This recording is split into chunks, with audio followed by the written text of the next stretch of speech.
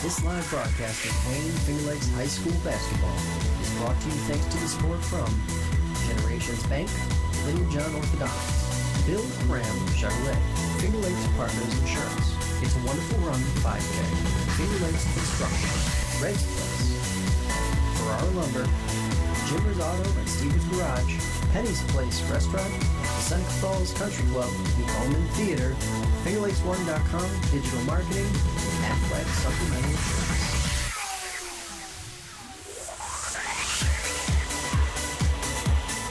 Good evening, everybody. Welcome live inside the Blue Cross Arena in Rochester, New York. Site of tonight's Section 5 Class C2 championship game between the top-seeded Perry Yellow Jackets and the number 3 seed Lyons.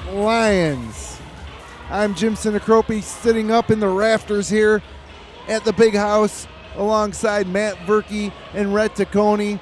And tonight's winner will advance to the Class C play-in game for Section 5 for a berth into the state tournament. Just finishing about 20 minutes ago was a North Star Christian defeating Pembroke 80-72. Both teams are on the court warming up now as the changeover in the crowd between the fans from the previous game and this game's now taking place. And fellas, it's championship Monday at the Blue Cross. A little bit delayed. It was supposed to be Friday night at 9, but here we are on Monday, and we got a pretty even matchup here, Verk. Yeah, it should be a great game. A couple teams that are somewhat similar in that they both rely, Lyons, obviously we've seen them multiple times this year relying on Justice Smith. In this tournament, I think he's had 42, 35, 33. Having a great tournament, and Perry has a big scorer of their own, and Tyler Cowie. And they're similar players. Both got good size. Both can shoot the ball. Cowie will. Is that how you say it? Cowie? Is that what I'm saying? Cowie. Yeah. Okay. Yep. He'll take it down in the post a little bit more. Justice is going to go off the dribble a bit more. Cowie's a little stronger in the post, but a great matchup.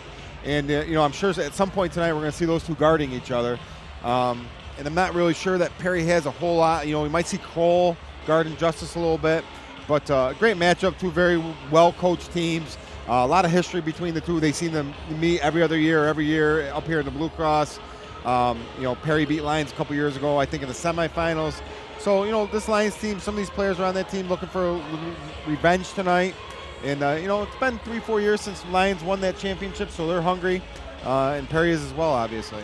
Now, Rhett, you've done a little scouting of the Perry Yellow Jackets, who've been to the Big Blue. They've been in the sectional final 3 straight years. A lot of these players have some experience here at the court here at the Blue Cross Arena. But outside of Cowie, what's Perry going to bring? Yeah, Kroll is definitely a guy to look for. His defense on whoever they decide to match him up with is going to be key. He's also a pretty heady guy. I know Cowie fouled out in the semifinal, and it was really Kroll that got them across the finish line. Finney had a shot to tie the game with no time left on the clock, and before that they were running a 1-3-1 that really kind of got Perry flustered, and Kroll was the guy that really brought him home. So look for him to be a big part of this. I'm not sure what Lyons does if they come out in a man-to-man and or switch over to the 1-3-1, which seemed to give Perry a little bit of problems in the semi. But really, other than that, they're a little young, and they kind of just. I think it'll be a key if they get some open shots, and the other 3 guys hit some threes to see how this goes. Cowie does tend to, if as you watch him enough, he tends to put his head down a little bit, and he's definitely susceptible to some charges and a little bit of foul trouble if Lyons can get him in the right situations to get him in foul trouble. So for the Yellow Jackets, they stand at 21-2. Playing on the Livingston County League, the number 1 seed in the Class C2 tournament. They defeated the 17 seed Keshequa 72-40 in the opening round. In the quarterfinals, they defeated the 8 seed Rochester Academy 67-45. And then in the semis, in a really good game, they defeated the 4 seed CG Finney 47-45. 2 losses on the year back in December, on December 6th at Hornell, and they also lost on January 3rd when they faced Wellsville at home, and they've won 15 in a row. And as I mentioned, third straight trip to the finals, last title that Perry won, 2014. And for for Lyons, 17 Section 5 titles. Tonight, just one win away from their 18th, second most in all of Section 5. And Verk, you know all about the history of this program. Your dad, Rod Verkey, coached them to a state title in 1980. Yep. Yeah, and I also had the chance to play against Lyons twice in my career. We played them in the sectional final my sophomore year. Right here on this court. I had a good view for that Tacony was a winner in that one. Then we played them my senior year in the state qualifier, which we got the better of them that time. But, I grew up as a kid. I used to sit on the bench with my dad, and I've been going to Lions games since I was, 5, 6, 7 years old. And, you touched on it already. One of the most historic programs in Section 5. Tons of history. It seems year in, year out, you're going to have a chance. It seems they're going to have a chance to win this sectional title Class C. They always have 5 good athletes they put out on the floor. And the tradition continues from Coach Schott, my dad to Coach Schott, Coach Veter, Coach Young, all great coaches. A lot of talent coming through there. You can't argue that fact. But and this team is, they're kind of hungry. They haven't been here in a little bit. For Lions, a little lull getting to the finals. But a great historic program, and they're going to have their hands full tonight with the Perry Yellow Jackets. And I think, with Lyons, too, I think it's kind of the coming of age of Justice Smith. His third year, he started every game since he was a freshman. But, now you see, aside from the Clyde game at Clyde, he's really been looking to get his teammates more involved, too. He's really focused on rebounding. He's close to a triple-double almost every night in the last probably 15 games. So, that'll be a big key, too, to see if he gets Correll Kelly involved, if David Weaver's hitting three-pointers, just to see how they do offensively here. As you said, Jim, earlier when we were talking about it, none of these guys have played on this floor before. So it's totally different, and, it's a depth perception issue when you're shooting. It's an arena, not a gymnasium. And some players adapt well to it. Some of them look lost out there, especially when the game first starts. And, when you're talking about Lions and you talk about their last sectional title back in 2015 when they took it all the way to the New York State Final Four, led by Damon Hunter. Now, Damon Hunter was a player that when he got on the Blue Cross court, he elevated his game. He loved the big stage. And to me, it's going to be interesting to see if Justice Smith reacts in the same way.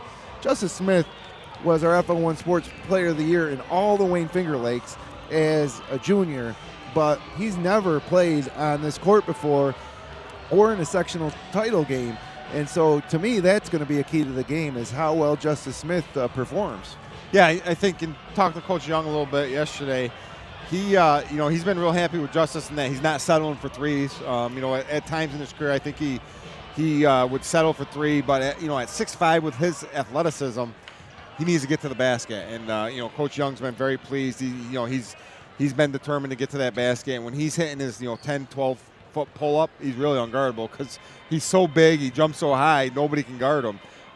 So it's really a matter of, the only person that would stop Justice Smith is probably going to be Justice Smith tonight. Yeah, and, one of the things we haven't talked about, a little X factor, is his brother Justin Smith, who comes off the bench for Lions. And if he's getting to the basket as well and getting good shots or creating opportunities to kickouts to Weaver, that'll definitely be a big plus for Lions, too. Yeah, arguably Justin, just a freshman, the second best offensive player on this roster. And you want to talk about a big stage for a young kid.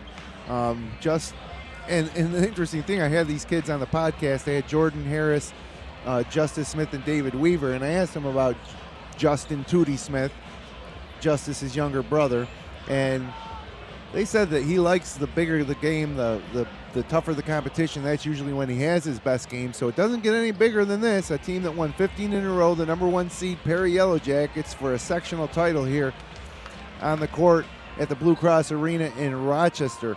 So for Lions, they come in to this game with a record of 20-3, second place in the Wayne County as the 3rd seed in C2.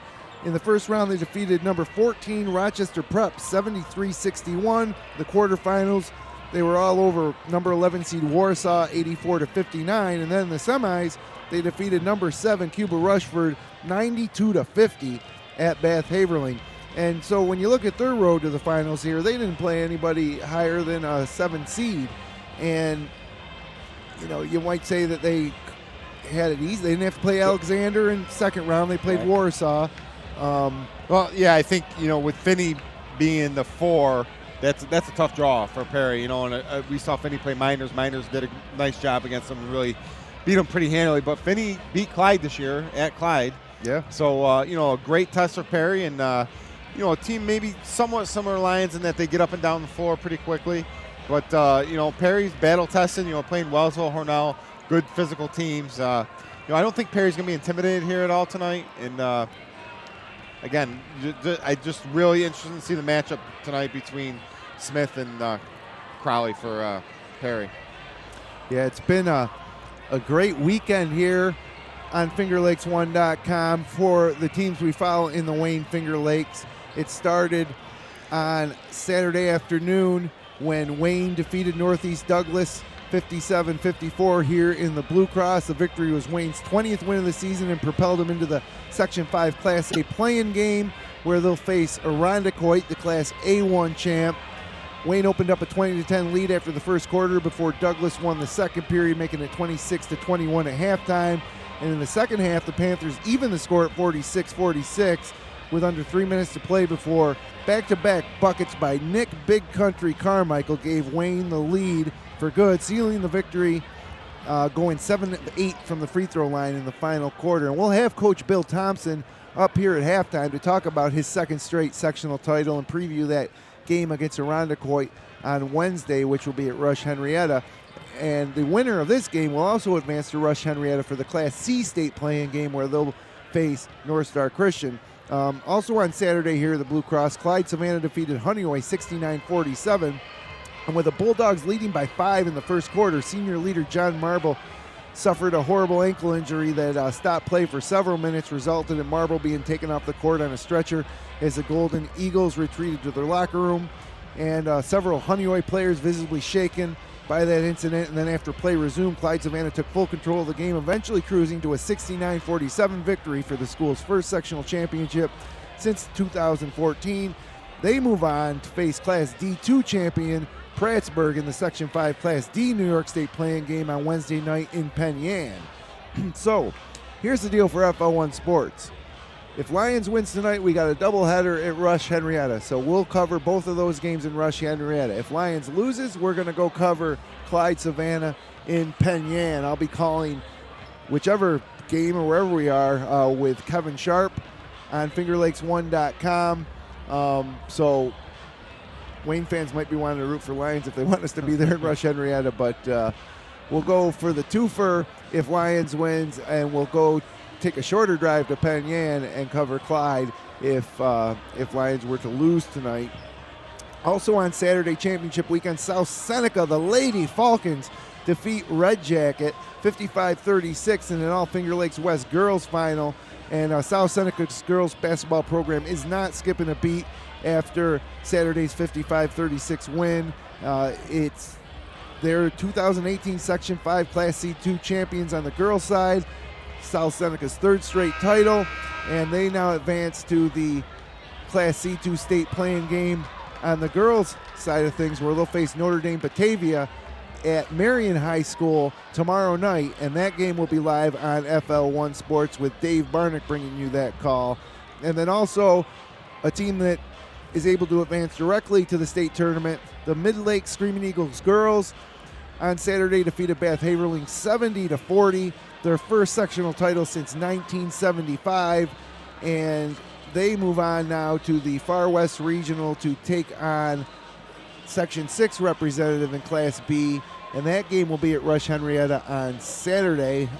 Don't have the time for you right now, so this game here will wrap up championship weekend for us here on FingerLakes1.com. Originally supposed to be Friday night before that winter storm postponed it to Monday, so we're here on a Monday night as a pregame clock is about to wind down, and we should get some pregame introductions. Not sure if they'll do an anthem, but we are high above the court at midcourt here in the Rochester Amerks broadcast booth, where the Blue Cross it's a big place. It never fills up completely except for maybe the AA games.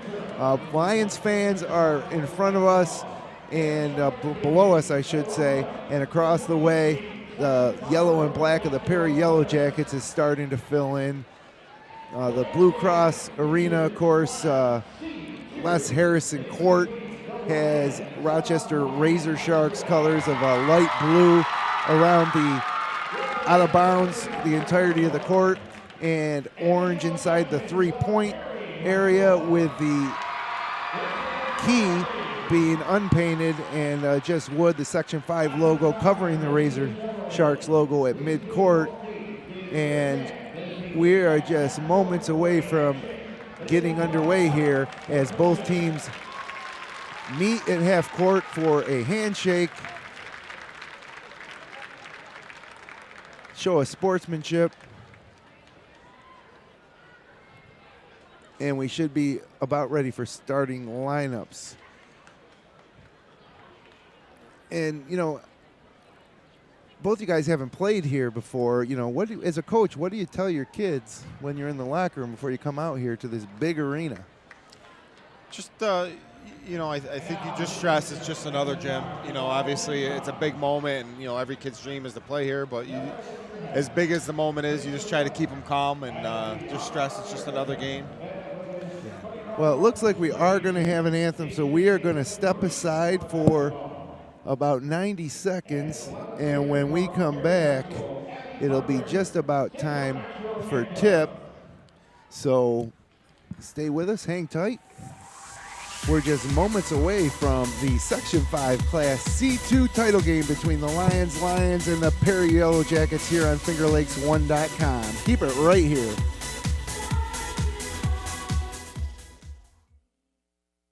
Federal loans not enough to cover the cost of your college education?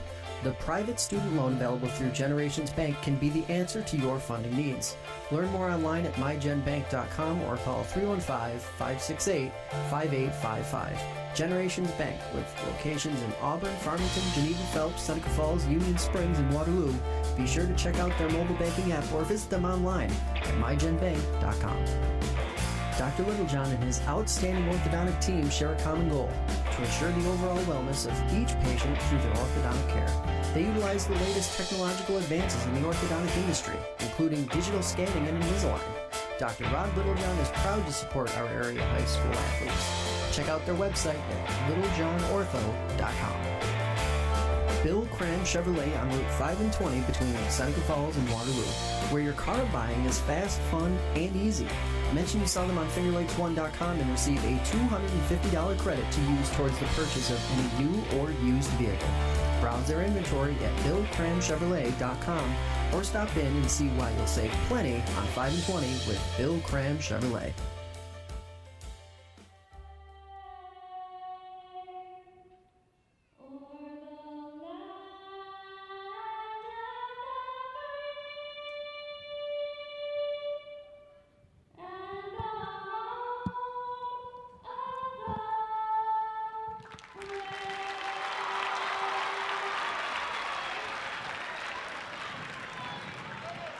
And we are just about ready for basketball. Welcome back, everybody, live inside the Blue Cross Arena in Rochester, New York, where the Lions tonight come in as the slight underdog to the Perry Yellow Jackets, looking for their 18th Section 5 championship in their school's history. As we get ready for starting lineups, it will be directly across the court from us, the Yellow Jackets of Perry to our right, the bench for the Lions to our left. Perry, as the higher seed, will be wearing their white home jerseys with black and yellow trim and black numbering. The Lions in the road maroons with white stripes down the side, white lettering Lions in big block letters across the chest, and white numbers. So starting for the Lions will be, of course, Justice Smith, the 6'4" junior guard. He's all a 6'4", as he just gets announced here at the Blue Cross. Correll Kelly, a 5'11" junior. David Weaver, a 6' junior who made 10 3-pointers in a game earlier this year against Marion back in December.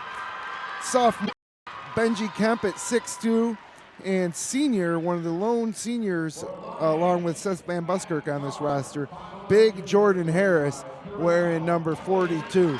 For Perry, it'll be Austin Kroll, a 6'1" senior point guard. Michael Hockey, a 6'1", 175-pound sophomore. Michael John Grover, a 6-foot freshman. Cam Campbell, a 5'11" junior guard. And Tyler Cowie, 6'4", 190-pound senior, who is a legitimate D3 level player, Vert. Yeah, he's tough. I've only had the chance to see him play a little bit. I saw him at some AAU tournaments over the summer, and I'm impressed with his athleticism. Like I touched on before, he's an inside-out player. He can drive the ball to the basket. Really does everything for this team. And, he's going to be obviously a key for Perry tonight. I think if Lyons can hold him down to under 20 points, they have a good shot tonight. If they let him get up to around 30, they might be in trouble. I'll be interested to see if Coach Young kind of just puts Jordan Harris in the middle of the lane and just kind of, when Cowie's down there, almost double teams him and leaves his man open, because I don't think they're as concerned about the last three on that lineup as they are, Kroll and Cowie. Sure. That'd be a way to definitely, kind of double team him without double teaming him. Well, we know Coach Young likes to play a variety of defenses. I think we'll probably see a triangle at two at some point, with the man-to-man going to Cowie and Kroll. He also plays a defense he likes to call flicker, where he plays basically four guys man-to-man and leaves the fifth guy unguarded completely. And so he likes to mix it up, and we're about ready here as the players are shaking hands now across the center circle.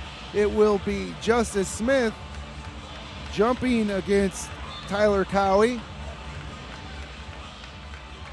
as we're about set for basketball here for the Section 5 Class C2 title game. It's underway. Tip goes to the Yellow Jackets. Austin Kroll controls. And now it's Cowie at the hash mark, looking to drive against Correll Kelly. Correll Kelly kind of broke his ankles there a little bit. We got a foul. One. Yeah, one on Correll Kelly. But he draws the early assignment on Cowie. Oh, man, it's a big matchup. Lion starts out in man. And Kroll with the basketball now, looks to penetrate into the lane. Lets one go from the free throw off the backboard too hard, and the ball bounces into the hands of Justice Smith. Up ahead to Correll Kelly. Kelly looks to spin. High off the glass, no good. Battle for the rebound. Cowie rips it away, and here he comes dribbling down the far side of the court from our right to left. He tried to go between his legs and lost it, picks it back up and gets it to Kroll, who now drives the lane. And he meets Justin Harris. A lot of contact, no call. Harris and Cowie battle for it, and big Jordan Harris comes up for it. Out to Smith. Up ahead to Kemp. Kemp stops at the block, picks up his dribble, gets it back out to Justice Smith. Smith with the left hand into the corner. Three ball on the way from David Weaver, no good. Off the side iron and rebounded by Kroll. Kroll kind of forced first two times down, took a bad shot, and then had a turnover there. You saw right away Jordan Harris totally left his man to help out on Cowie. So now it's Cowie with the basketball on the near side, foul line extended. Still guarded by Kelly, looking to drive against Special K. Instead, he kicks it to the side. And a drive and a basket from Michael John Grover. So the ice is broken here at the Blue Cross. 2-0 Perry leads. And Justice wearing those light blue sneakers, really contrasting with his maroon jersey. Gets it back from Benji Kemp. Pulls up from deep from three. Way off the mark. And rebound batted around on the ground still. And Perry goes after it. And wow, great hustle by Perry. Was Grover, the freshman, hitting the deck, the only player to actually lay out for that. Could have been Lyons' ball, but instead, coming the other way, it's Cowie fighting his way to the basket. He scores, and he's on the ground. He's hurt. He landed right on his hip. So 4-0 Perry. Cowie's back up. Tough shot, though. Yeah. Maybe a little I don't know, maybe he got fouled too. It was tough to see there. He kind of forced the action a little bit himself. Looked like he was out of control. Ball went through the basket, then he came down awkwardly on his hip. He's still grabbing his left hip as Justice Smith brings it across the timeline, gets it over to David Weaver in front of the Yellow Jacket bench. Now to Jordan Harris, swinging it to Correll Kelly near side. Top of the key to Justice Smith. He looks to drive against Kroll, lets a runner go. That's way off, but rebounded by Benji Kemp, who puts it back in, and Lyons is on the board. 2 shots for Justice, and he didn't draw iron on either one. Yeah, neither one of them really good luck. He settled for a 3 early. That time he tried to get the hole and shot his pull-up and bricked it. So he's 0 for 2. And, Austin Kroll's a tough defender, and he drew Justice early here tonight. So Michael Hockey now kicks it far side to Cam Campbell. And now it's Cowie in the corner against Correll Kelly. And Correll Kelly picks up his second foul with a hand check. Wow, kind of a tight call for that, I thought, No doubt. Comes Tootie.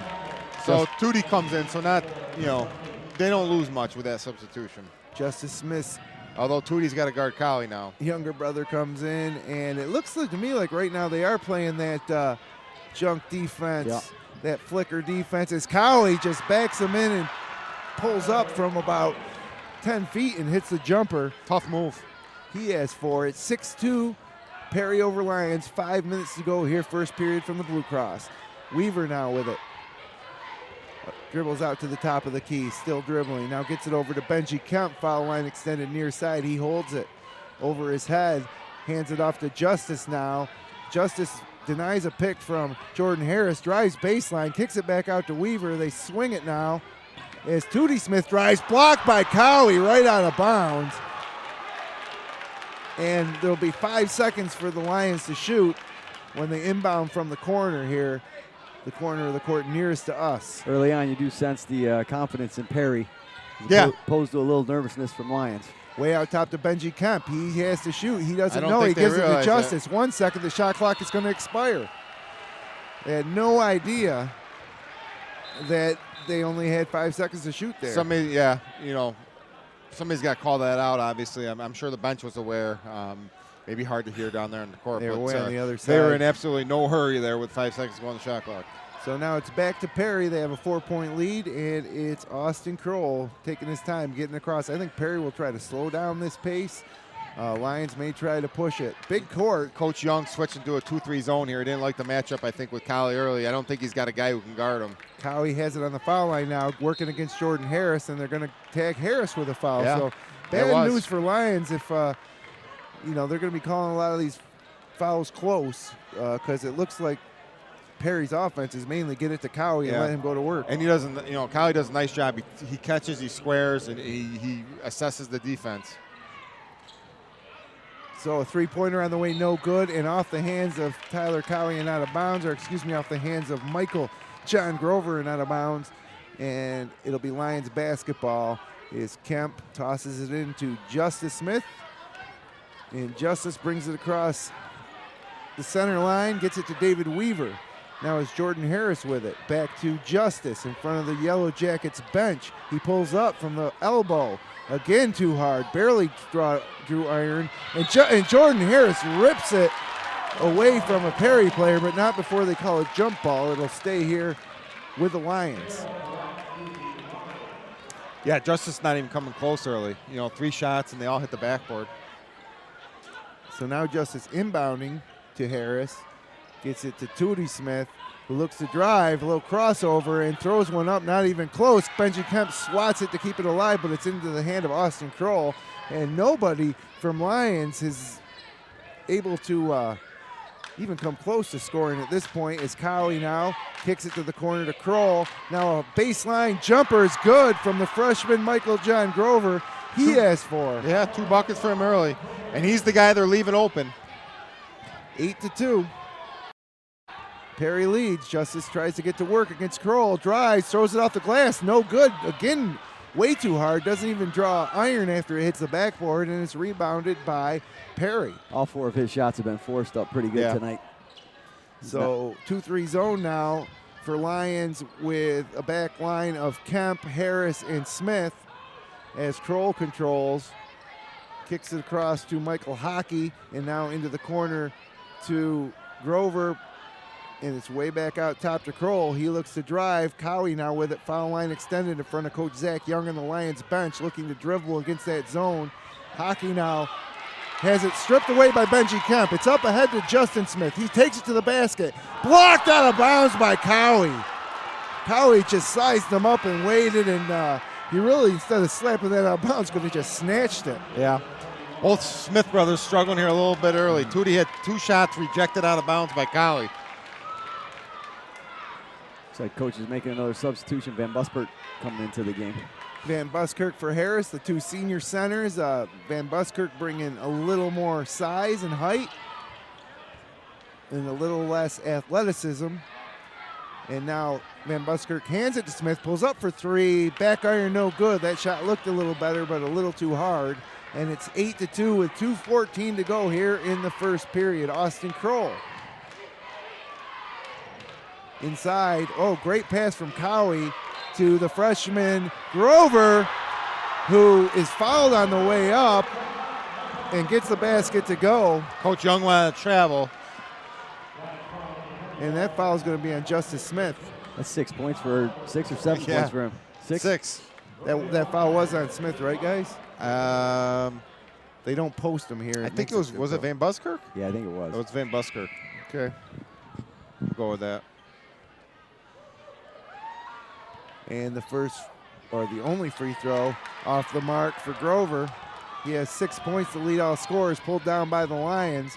Van Buskirk with the rebound. Now here comes Tootie Smith through the lane, and he finishes a little tough shot there. Hanging shot from about 4 feet over the front of the rim. And it's 10-4. Yellow Jackets lead. And now sloppy basketball there by the Yellow Jackets, turned over. Justin Smith with the steal. And it's Justice with it. Finds Benji Bad Company Kemp underneath. He lays it up and in. And that's more like what Coach Young and the Lions are looking for. Justice Smith penetrated. Looked like he was going to pull up for a foul line jumper. Found Benji Kemp wide open on the right block, and he finishes. Yeah, Lyons extends that 2-3 a little bit and gets a steal there on that possession.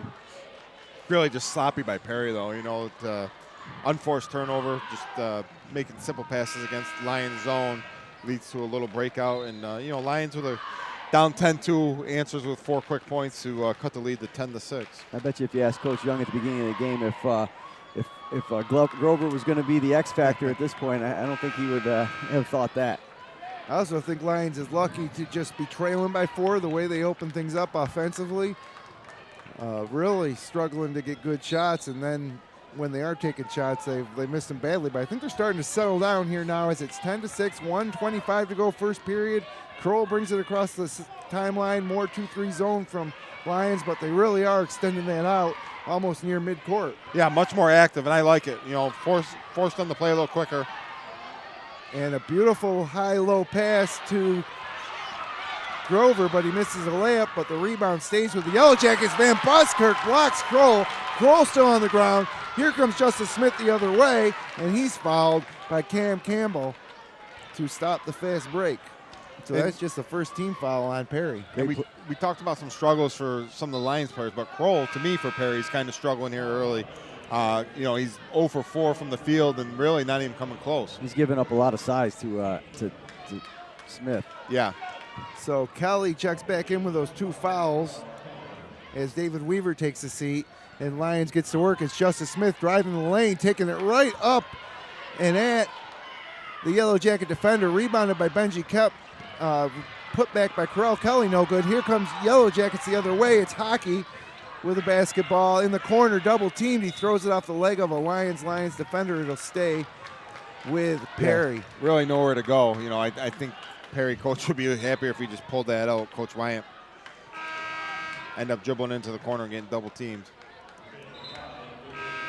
Now Justice Smith takes a seat. Lucas Lucier checks in. Also Benji Kemp having a seat as Weaver comes back in.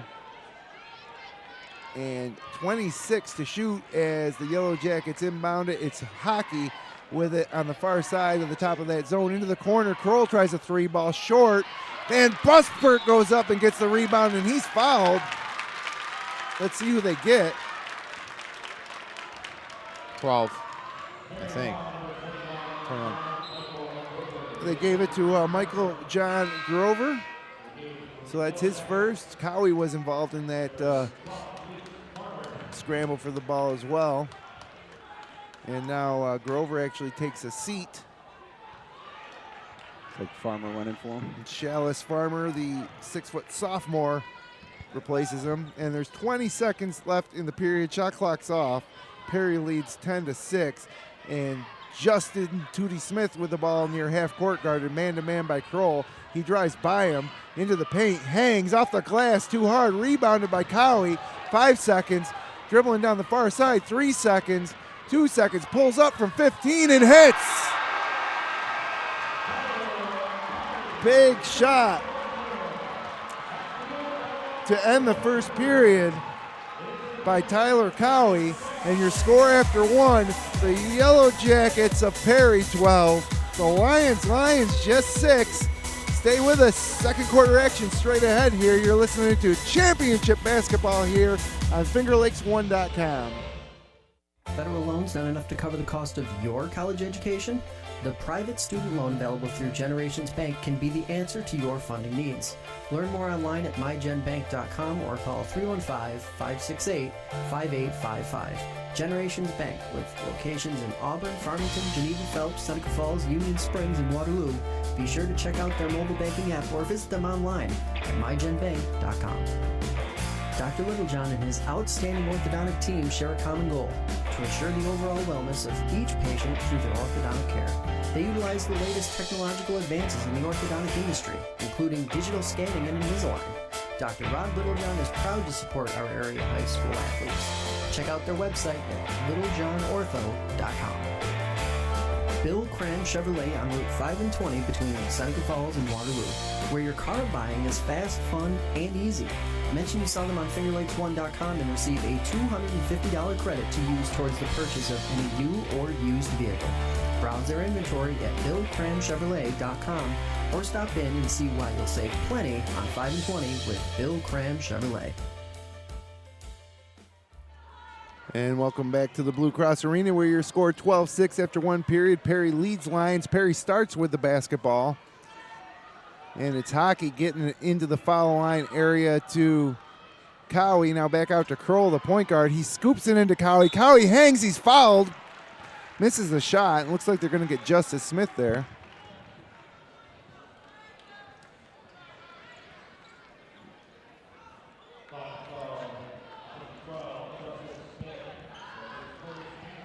So that is the first for Justice Smith. And now Tyler Cowie heads to the free throw line to shoot two. First one's in. So Cowie with 6 points in the first quarter, including that buzzer-beating jump shot from about 16 feet. And he makes the second free throw. He now has 8. And it's the biggest lead of the ballgame for Perry at 14-6. Lions need to find a way to score. It's Justin Smith, Seth Van Buskirk, Lucas Lucier, David Weaver, and Justice Smith, and Tootie Smith just throws it right out of bounds. He tried to penetrate near the foul line area. I don't know who he was throwing that to. There's a guy in maroon sitting on the bench down there. I think maybe You're it was right. him. Yeah, it's the only explanation, right? I was thinking, obviously that was a bad play by Tootie, but Yeah. I think that's where they can go. He doesn't have Kroll or Crowley guarding him. I think Tootie can take advantage of whoever's guarding him with his athleticism. He got to the hole the one time. He's gotten a hole a couple times. He only finished one, I believe. But, that might be where, Lyons wants to go. If, Kroll's doing a great job on Justice Smith, maybe Tootie can take advantage of his defender. And one way or another, Justice has got to find a way to score here. The Lions isn't going to win this game if Justice doesn't get his points. Absolutely. Right now you notice he is getting a little frustrated. So I'm looking at his brother a little bit there, kind of giving him a little bit of some remarks. So I don't know. Hopefully that doesn't continue, because when he goes like that, it doesn't bode well for Lions. Lions going box and one here of some sort. Yeah, Lucas Lucier is on Cowie as Hockey almost has it knocked away by Justin Smith. Now it's Cowie driving, now kicking it to Kroll. Kroll by Van Buskirk. Nice move and a nice right-handed layup. And driving across the lane for Nice Austin play. Kroll, his first bucket of the game. 16-6, Lions trail by 10. Couple jumpers by Perry, but they're getting a lot of their baskets at the rim. Here comes Justice now, straight to the basket, and he's fouled. He misses a shot. He'll shoot 2. Sorry, I've got to listen to see who the fouls. I think they got 23. Not Cowie. Cowie, that's 1. That, Yep. you know, if he gets in foul trouble, this game could turn quickly. So now Justice to the free throw line, looks, fires, and hits the front iron, and it rolls over and in. So Justice Smith finally on the board here. And it's 16-7. Harrison Kelly coming back in for Lyons. Couple dribbles, spin, shot on the way. Good. You know, and that maybe, you know, you always talk about a shooter or a player getting the ball to go through on a couple foul shots, watching it go through the hoop. Maybe that gets them going a little bit. Lions playing like a 1-3 with a man guarding Collie one-to-one. So kind of a, not a box, but like a 1-3 shadow type defense. And that man's the freshman Lucas Lucier, and he just fouled Cowie. So that is the 4th foul for Lions, just on a guy manning up Cowie. Playing him well past the NBA three-point line. He might want to step back a couple. I know Cowie's got some range, but he's way out there on him. 16-8, 6:28 to go. As Campbell drives baseline, misses, rebounded by Jordan Harris, hands it off to Smith. Here come the Lions, moving from our left to right. Justice kicks it off for Tootie. He drives, back to Justice now. Justice pulls up from just inside the three-point line and hits. It's just 2, but it's the first field goal for Justice Smith, and the lead down to 6 now. As Kroll dribbles it across midcourt, drives right by Justin Smith and kicks it out. Now gets it back in the corner as they reverse it to Cowie. Still guarded closely by Lucier. Tries to drive against Lucier. Wow, nice pass underneath, but a bad shot by Chalice Farmer, who missed the reverse layup. And here comes Lyons. Justice with it. Pulls up from the far side. Air ball. Rebounded by Lucier. Back out top to Tootie. Tootie pulls up. Top of the key. Short. And wow, Cowie just went up over Jordan Harris and grabbed that rebound. Harris had decent position, but Cowie's a force. He's, you know, he does it all. He's tall. He's lanky. Big Nebraska farm boy. Yeah, good ball handler. Now, wow, and a nice drive and a little runner with the right hand goes through the basket by Kroll. And now that lead back up to 8, 18-10, 5:06 to go. Jim Sinacropi, Matt Verke, Rhett Taccone here, high above the court at the Blue Cross for this Section 5 Class C2 title game as Smith penetrates, leaves it for Harris. Harris misses the layup.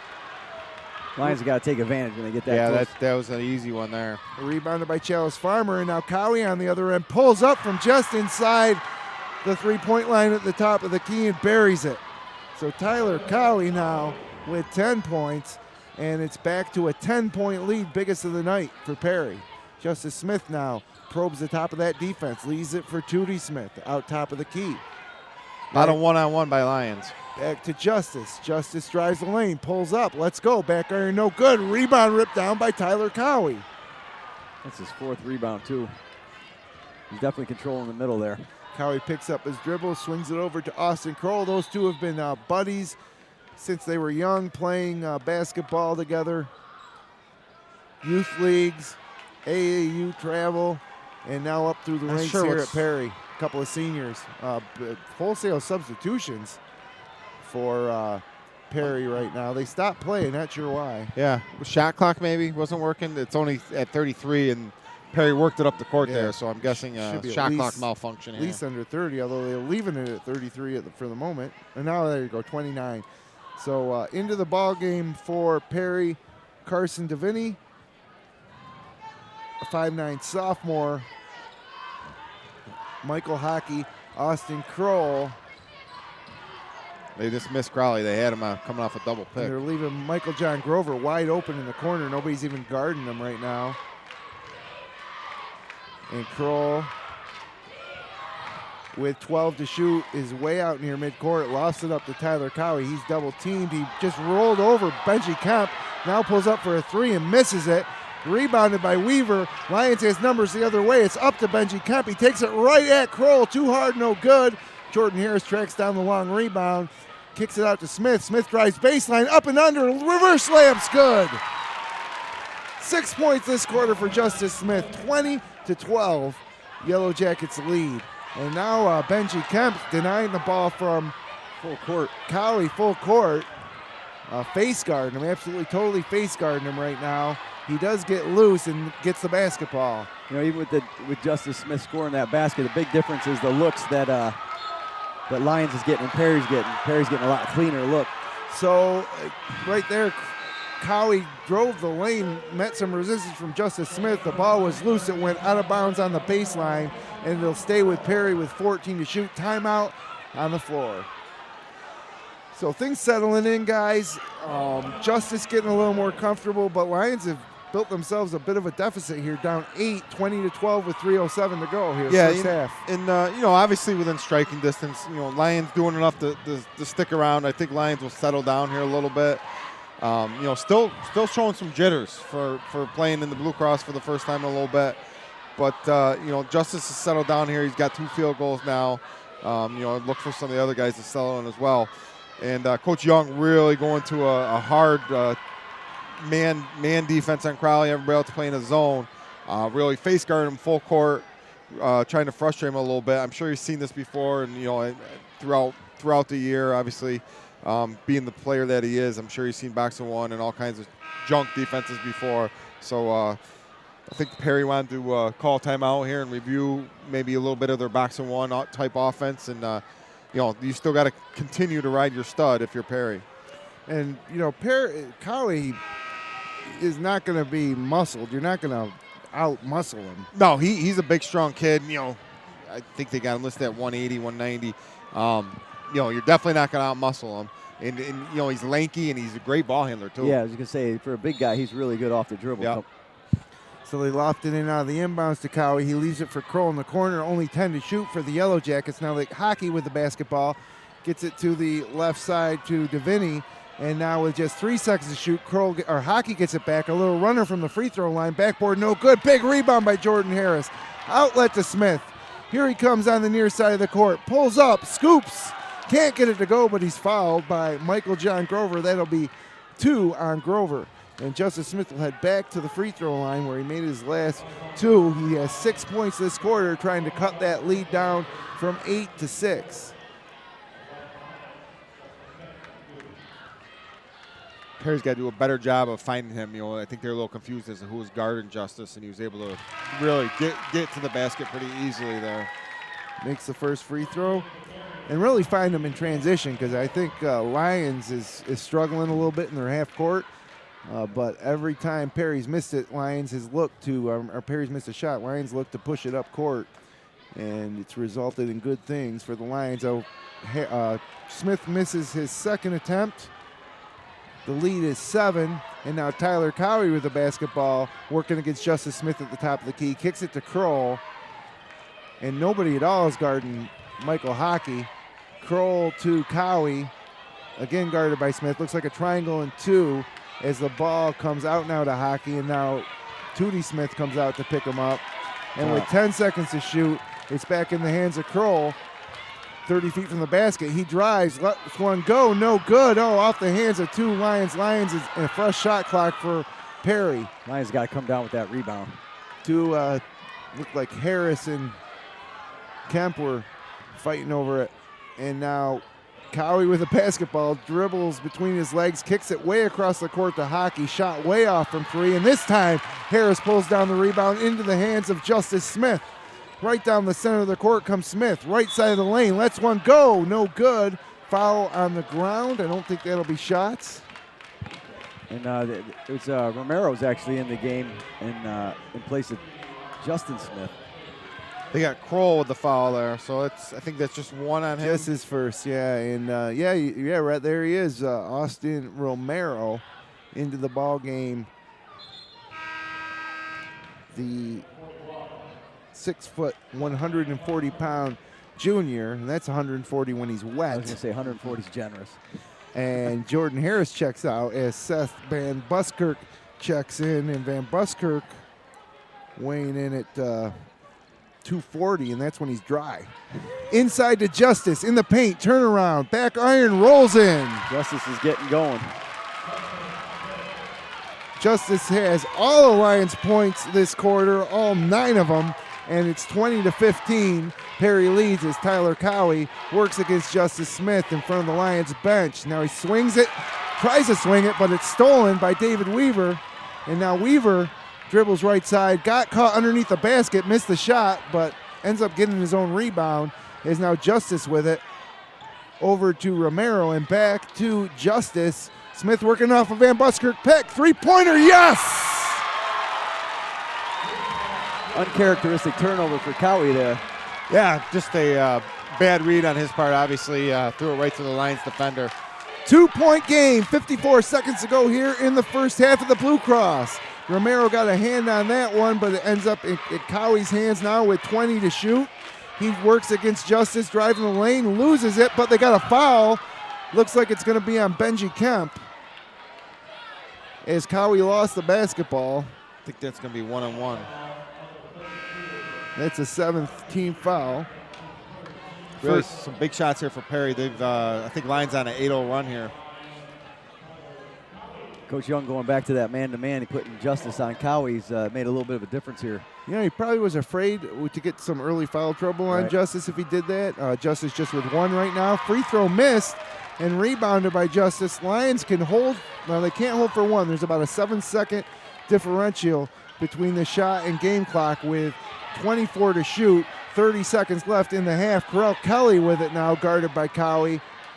And now they reverse it. Romero into Van Buskirk on the block. Tries an entry pass to Correll Kelly, but it's stolen. And now Perry can hold for 1 and take this lead into the locker room with 10 seconds left. It's Kroll way out at midcourt. Drives by Romero into the lane. Over Van Buskirk. Well short. Rebounded by Van Buskirk. 4 seconds. 3 seconds. And we have a foul. A double dribble on Lyons as they were trying to frantically get that ball up court. And now Jordan Harris checking in for Van Buskirk here. 2.6 left. Perry will inbound in front of the scorer's table, about halfway between the hash mark and the half-court line on the far side of the court from our vantage point here in the Amerks press box. Inbound to Cowie. He's bumped hard by Smith, and now he's fouled by Smith, but there's no call. I don't know how they don't call that, but they didn't. And we'll head into halftime here with your score, Perry 20 and Lions 18. We got a good one here. Winner moves on to the Class C state playing game against North Star Christian. Bill Cram Chevrolet halftime report coming up next with Wayne coach Bill Thompson. FingerLakes1.com's live coverage of Wayne Finger Lakes High School basketball is brought to you thanks to the support from Finger Lakes Partners. Insurance for your life, home, auto, and future. Trust someone who lives in your community. With offices in Geneva, Waterloo, and Victor, visit Finger Lakes Partners online at fingerlakesinsurance.com. Ferrara Lumber and Building Supplies. Ferrara Lumber has been a fixture in the Seneca Falls area for almost 60 years. Start planning your next home improvement project at ferraralumber.com. Ferrara Lumber, supporting local high school athletes since 1959. Finger Lakes Construction Company is the #1 post-frame builder in New York State, providing complete building packages for a wide range of construction, including personal garages, commercial office complexes, municipal, equestrian, agricultural, dairy facilities, pole barns, and more. Visit them online at fingerlakesconstruction.com. The It's a Wonderful Run 5K Committee. It's a winter run like no other. Check out race videos, sign up for the next race, and learn how to get involved in the most popular holiday run around at itsawonderfulrun5k.com. Red's Place, serving great lunches daily in downtown Seneca Falls. Awesome daily specials, soup, and the best sandwiches in town. Check out their Facebook page for daily specials and their full menu. Next time you head out to see a movie, make it at the Omen Theater in downtown Lyons. You'll love relaxing in the modern, renovated theater that has the old-fashioned charm and character of the original house, first opened in 1915. See what's playing this week at omentheater.com. Penny Penny's Place Family Restaurant, located on 5 and 20 in Liberty Plaza between Seneca Falls and Waterloo. Well known for their large portions and home-cooked meals, a large selection of breakfast items, and everything from burgers, salad bar, and wraps for lunch. If you want a great meal while pinching a penny, come to Penny's Place. Jimmer's Auto offers a full inventory of late model cars, trucks, and minivans. Check out their full inventory online at jimmersauto.com. And for service, visit Stever's Garage on Fall Street in Seneca Falls. Jimmer's Auto and Stever's Garage, strong supporters of local high school athletes for over 40 years. Fed up with unresponsive web designers and getting nickeled and dimed for every small website update? Call FingerLakes1.com at 315-712-0104 and take control of your web presence. Since 1998, FingerLakes1.com has created and maintained nearly 1,000 websites for local businesses and organizations of all sizes. Aflac. When health changes for you or a loved one, it can change everything. But Aflac can help make sure the life you live is the life you never stop living. Learn more at aflac.com or contact Joe Calarco at 315-253-0495. And by Generations Bank, Little John Orthodontics, and Bill Cram Chevrolet.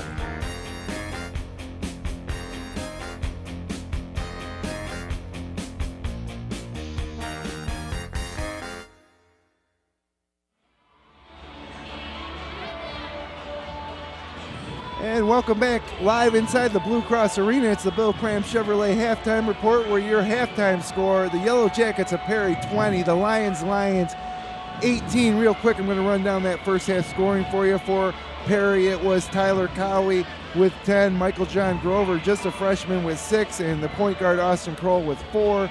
For Lyons, Justice Smith with 12 points, all in the second quarter.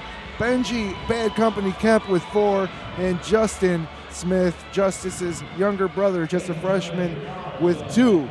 So happy to be joined up here with Wayne Eagles head coach Bill Thompson, just a couple days after his Wayne Eagles won their second straight Section 5 Class A2 title here on this court at the Blue Cross. And Coach, first of all, congratulations. Thank you very much. You were up here, I think it was on Monday night a year ago, for that Minders Newark game after winning that first sectional title in school history. Now you guys are starting to get used to it, right?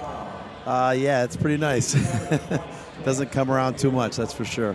And you know, I want to preview the Irondequoit game a little bit, but sure. Before we do, just congratulations on the win and on a great season, and just talk a little bit about the mindset of your team, and not only just the 3 juniors now, Carmichael, your son Billy, and Logan, Braden, the senior, hurt most of the years in Elevik back, but even role players like Tommy Bolt and Logan Holgado. Just talk about their mindset coming through this year as defending champs. Well, obviously you knew it was a little different as the start because of Braden's injury, so it was a little bit of a grind this year compared to last year. Last year we just kind of were young and we went into the season and just things kind of happened. This year we had the X on our back, and we had a lot of high expectations for ourselves. Obviously our first goal was to win the league, and then obviously we wanted to get back here and have another chance to do it. So in the first 13 games, you know, without Braden, I thought everybody really stepped in and they did a phenomenal job. You know, like you said, Tommy Bolt, Logan Helgado were starting those first 13 games. And then along with Logan, Nick, and Billy,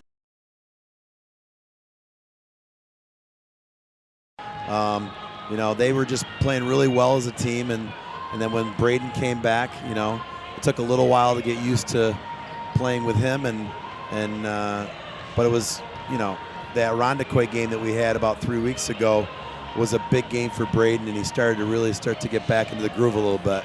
So it's a different feeling from last year, but you know, really proud of the kids. As you saw in the game on Saturday, you know, we lost the lead and they showed a lot of composure, sticking it out in the fourth quarter as they took the lead. I believe Carmichael in the last 4 minutes really stepped up his game and gave us some big rebounds, offensive rebounds, some big points. So, we were really pleased that the kids didn't lose their cool and finished it out. Yeah, absolutely, for the second straight Class A2 title. So now that means that it's on to face Irondequoit for the second straight year. Of course, that's a really tall task. You have the luxury, I think, of having faced them a few weeks ago in a game that was pretty close. And actually, last year's game was a ball game as well. So is it the scenario where it's tough to beat a team 3 times? I think the kids are feeling pretty good about the way they played 3 weeks ago. It was a 2-point game early in the fourth. Drumgoole, we felt, had a goaltending call, and they didn't call it. They came down and scored a basket to make it a 6-point game, and I think the closest we got was 4 or 5. But we're going to have to do a good job on Drumgoole and Thomas. They're the ones that really stepped it up against us last time. Thought we did a good job on Stengline and Freddie June, their point. So our kids are feeling like they can play with anybody right now, to be honest with you. We got a tough non-league schedule this year, playing Irondequoit, Pittsford Sutherland, HFL, and college prep. So we felt like we were ready come sectional time.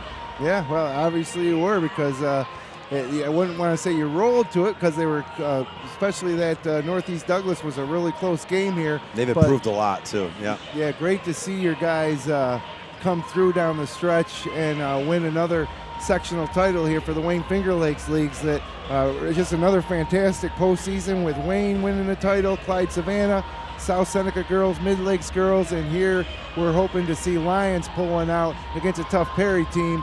And just give your impressions on this first half of what you've seen so far. I was really pleased to see Lyons kind of stay with it a little bit, because they got down early.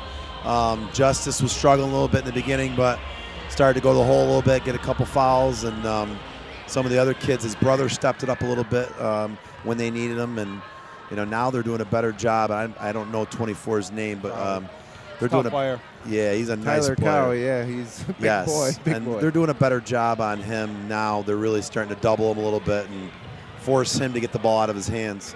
So I do remember him. We played him 2 years ago at St. Bonaventure in team camp.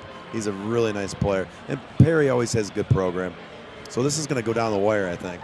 Yeah, well, it should be fun here. Thanks for stopping by, Coach. All right, thanks, guys. Hold on. Any chance you come out of the zone Wednesday? You like that, don't you? All right, thanks, guys. Yes. All right. See you later. Yeah, good luck Wednesday. Thanks, Coach. As Rhett DeConey now has some stats for us. That was Wayne head coach Bill Thompson, coach of the 2-time back-to-back Class A2 sectional champs here. They defeated Northeast Douglas Prep here at the Blue Cross Arena on Saturday at a game with a noon start, 57-54. And looking at the first half stats, we ran through the scoring, but mentioned Justice Smith with 12 points on just 4 of 13 shooting from the field, 3 of 4 from the free throw line, 1 for 3 from long range. David Weaver tried a 3-pointer and missed it. Lyons 1 for 4 from beyond the arc. Jordan Harris with 6 big rebounds in that half. Seth Van Buskirk, Justice Smith, and David Weaver with 3. And now down for Perry, it was Tyler Cowie leading the way with 10 points. 6 points, as I mentioned, for Michael John Grover, 4 for Austin Kroll. 5 rebounds for Tyler Cowie as well, and 3 block shots as we're underway here in the second half. Lyons with the basketball now, moving from our right to the left. It's Justice Smith getting it to Weaver, Jordan Harris, Benji Kemp, and Correll Kelly, starters for both teams on the court. Justice tries to drive, pulls up with Kroll in his face. Tough shot off the back iron, no good. Harris with the rebound, kicks it back out to Justice. Justice drives and finishes with the right hand. Really nice move by Justice Smith. Yeah, not a great shot there early on, but got the ball back off an offensive rebound and was able to take the ball to the basket, which, that's what we want to see from Justice. And it's a tie ball game at 20-20 as Justice, we had another foul on the ball as Tyler Cowie fouled by Benji Kemp. That'll be Benji's second. And Justice Smith has scored the last 14 points for Lyons. Scored the only guy to score in the second quarter, and now he's opened up scoring here in the third as Tyler Cowie with the basketball skips it way across to Hockey, drives, bounce pass out top to Kroll for a deep three, front iron, backboard, no good, rebounded by Smith. Here comes Lyons looking for the lead. Benji Kemp picks up his dribble at the elbow, gets it out to David Weaver and back to Justice wearing the rec specs and the Carolina blue sneakers. He drives into Cowie. Cowie blocks him and grabs a rebound away from Benji Kemp and pushes it up court to Kroll. Now Kroll splits two Lions defenders, blocked by Harris. Handed back to Justice Smith. Justice way up ahead to Weaver. Weaver drives, and he's blocked out of bounds by Hockey, and nobody can get a shot off. A lot of blocks. Perry going with, I don't know if it was just out of a, so Crowley was guarding Justice. Now he's back to guarding a different player. So now Kelly gets it to Smith on the inside the paint. Turnaround from about 6 feet. No good. Rebounded by Kemp. Pump fake. Up and over Cowie. Basket good by Bad Company. Benji Kemp. Lions leads 22-20. And Cowie kind of walking down the court a little bit here. I don't know if he's getting a little frustrated or what the deal is, but needs to show a little more hustle than that, I think. I'll tell you, one thing I noticed with some of the film I watch on him, he tends to do that when he gets a little disinterested at times, if he's not getting the ball or if not getting the calls. Yeah, and you can see that here. He's a little frustrated, without a doubt. So Kroll had penetrated into the paint and picked up a foul. Not sure who the foul was on, but he's heading to the free throw line. I think it was on Harris. And the first free throw is up and in. So Kroll opens up second half scoring for Perry. He now has 5. He's got another free throw coming. Try to tie this game back up. That one's short, and Justice snatches the ball. That's his 5th rebound of the game. And now he brings it the length of the court, hangs in the air, bucket good in the foul. Not much offense there other than, give the Justice and let him go one-on-one, which isn't a bad option. I think it's safe to say he's settled into this game now. Tough shot, and that's 2 on Kroll. I'll be surprised if they don't switch Cowie to him full time here in a little bit with only having 1 foul. And Smith completes the three-point play. We got a timeout on the court. And the Junkyard Dog from Lyons is getting the locals going. As Lyons now leads 25-21. This was a game that was 20-10 Perry at one time, so 15-1 run really for Lyons over the end of the first half into the second half. I think Justice has 13 of those 15 as well. Yep. One thing that Lyons is doing a better job on the boards than they did in the first quarter, and really focusing on boxing out and keeping Cowie away from the boards. He had a good first quarter with some blocks and some rebounds. They've definitely done a better job doing that.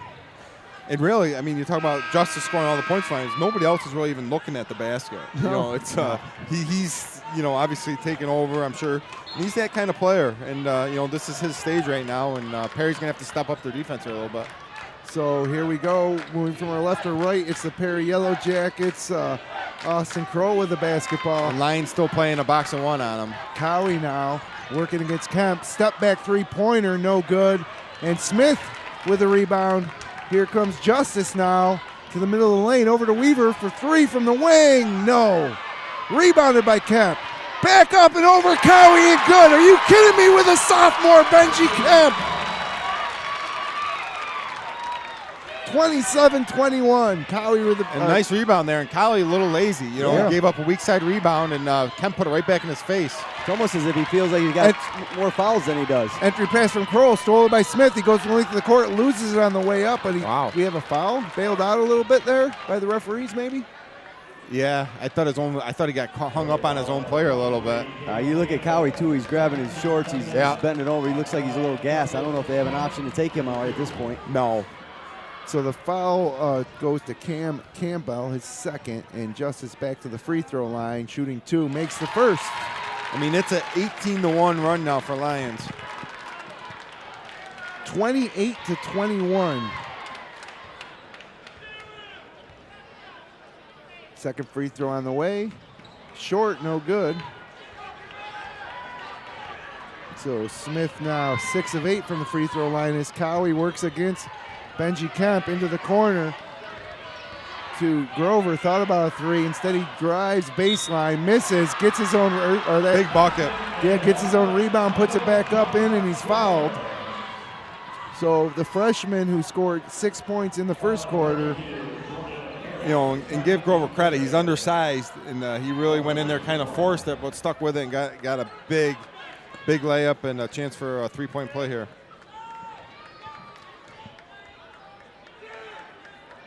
Free throw up and good. Big bucket. 9 points for the freshman Michael John Grover, and it's 28 Perry going to his zone. It's like it's 2-3 zone, yeah. Cowie in the middle. Michael Hockey and Grover on the baseline. Justice pulls up from the top of the key, high off the back iron, came down into the hands of Tyler Cowie, and Cowie's fouled by Jordan Harris. That should be 3 on Harris. Cowie's drawn probably 7 fouls tonight, I bet. Actually, they gave the foul to Benji Kemp. His third? Yes, that's his third foul.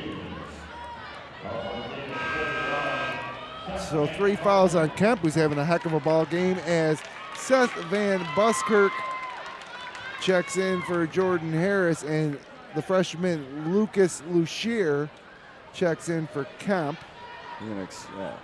Still playing a 1-3 with Lucier. one guy guarding Cowie. He's dribbling a lot. You know, he needs to give it up, work hard down, you know, maybe get down in the post.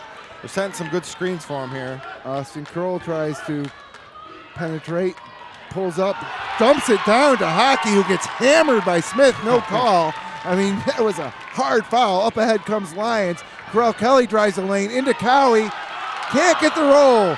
Rebound pulled down by Campbell. And here comes Perry the other way. Up ahead to Hockey. He's blocked by Smith, but a blocking foul on Kelly. And I don't know how that second one's a foul and the first one isn't, but I think down here maybe the Lions guy jumped in and created the contact a little bit more, but very similar plays. I think Kelly would have been able to just lay it in. Cowie was kind of staying off him and went into him. So Cowie definitely playing not the foul. You know, he at some point here he's only got 1 foul. He needs to play a little more aggressive. So third foul on Corral Kelly. He checks out now, and Justin Smith checks back in. Hockey makes the first free throw. It's 28-25. Lions leads with 3:55 to go here in the third quarter. Hockey's second free throw, no good. Rebounded by Smith. May have traveled before he started dribbling. No call. Here he comes. Way up ahead to Lucier. Lucier off the glass and in. And that was really, again, Cowie not getting back. Kind of just walking down the court. 30-5. Lions by 5. 3:37 to go. Lucier guarding Cowie man-to-man. And Justin Smith guarding Kroll man-to-man. Or actually, it looks like a boxing one. It's like a 1-3 with one guy on him. High one with 3 on the back. Kroll open for an NBA three-pointer, way off, but rebounded right into the hands of Grover, who misses the chippy. Seth Van Buskirk pulls it in. And the Husky Van Buskey up ahead to Justin Smith. You know, that's one that Perry's got to have there. Justin Smith drives baseline. A little circus shot got caught under the rim. His shot went directly into the bottom of the rim. Yeah, not sure why Justice didn't go up the strong side there. You know, Crowley was coming, but I think Justice can jump over him. Luckily for the Lions, the ball is out of bounds on the baseline off of Michael Hockey. And we have a substitution as Michael John Grover checks out of the ball game, and Cam Campbell checks back in, or excuse me, Chalice Farmer. Now inside to the paint to Justice. He hangs, shot bothered by Cowie. No good, rebounded by Cowie. He's dribbling up the right side. Justice hustling back, slaps it out of bounds from behind, and Perry will inbound at the corner of the court nearest to our vantage point. And Lions has run the same inbounds play 5 times and got Justice a good shot. You know, it's just he takes it out and they reverse it and he steps in and they pick for him. He's wide open. Inbound to Austin Kroll, gets it to Hockey. Hockey bounce pass inside, a little scoop shot by Chalice Farmer for his first points of the game. And it's 30-27 now with 2:38 to go. That's 2 times down the court now that penetration by Kroll has found somebody on the baseline. So I like the move by Perry going to his own. It's kind of taking Justice's drives out of the game a little bit. High pick from Van Buskirk, and they have an offensive foul. A legal pick on Van Buskirk. Yeah, that was it.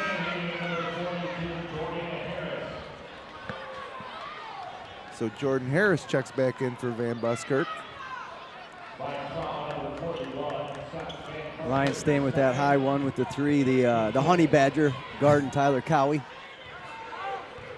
That would be luscious Lucas Lucier. As they get it up high to Cowie in the paint. He misses a shot, but it falls into the hands of Chalice Farmer. Then out to 3 for Hockey. No good. Lucier with a rebound.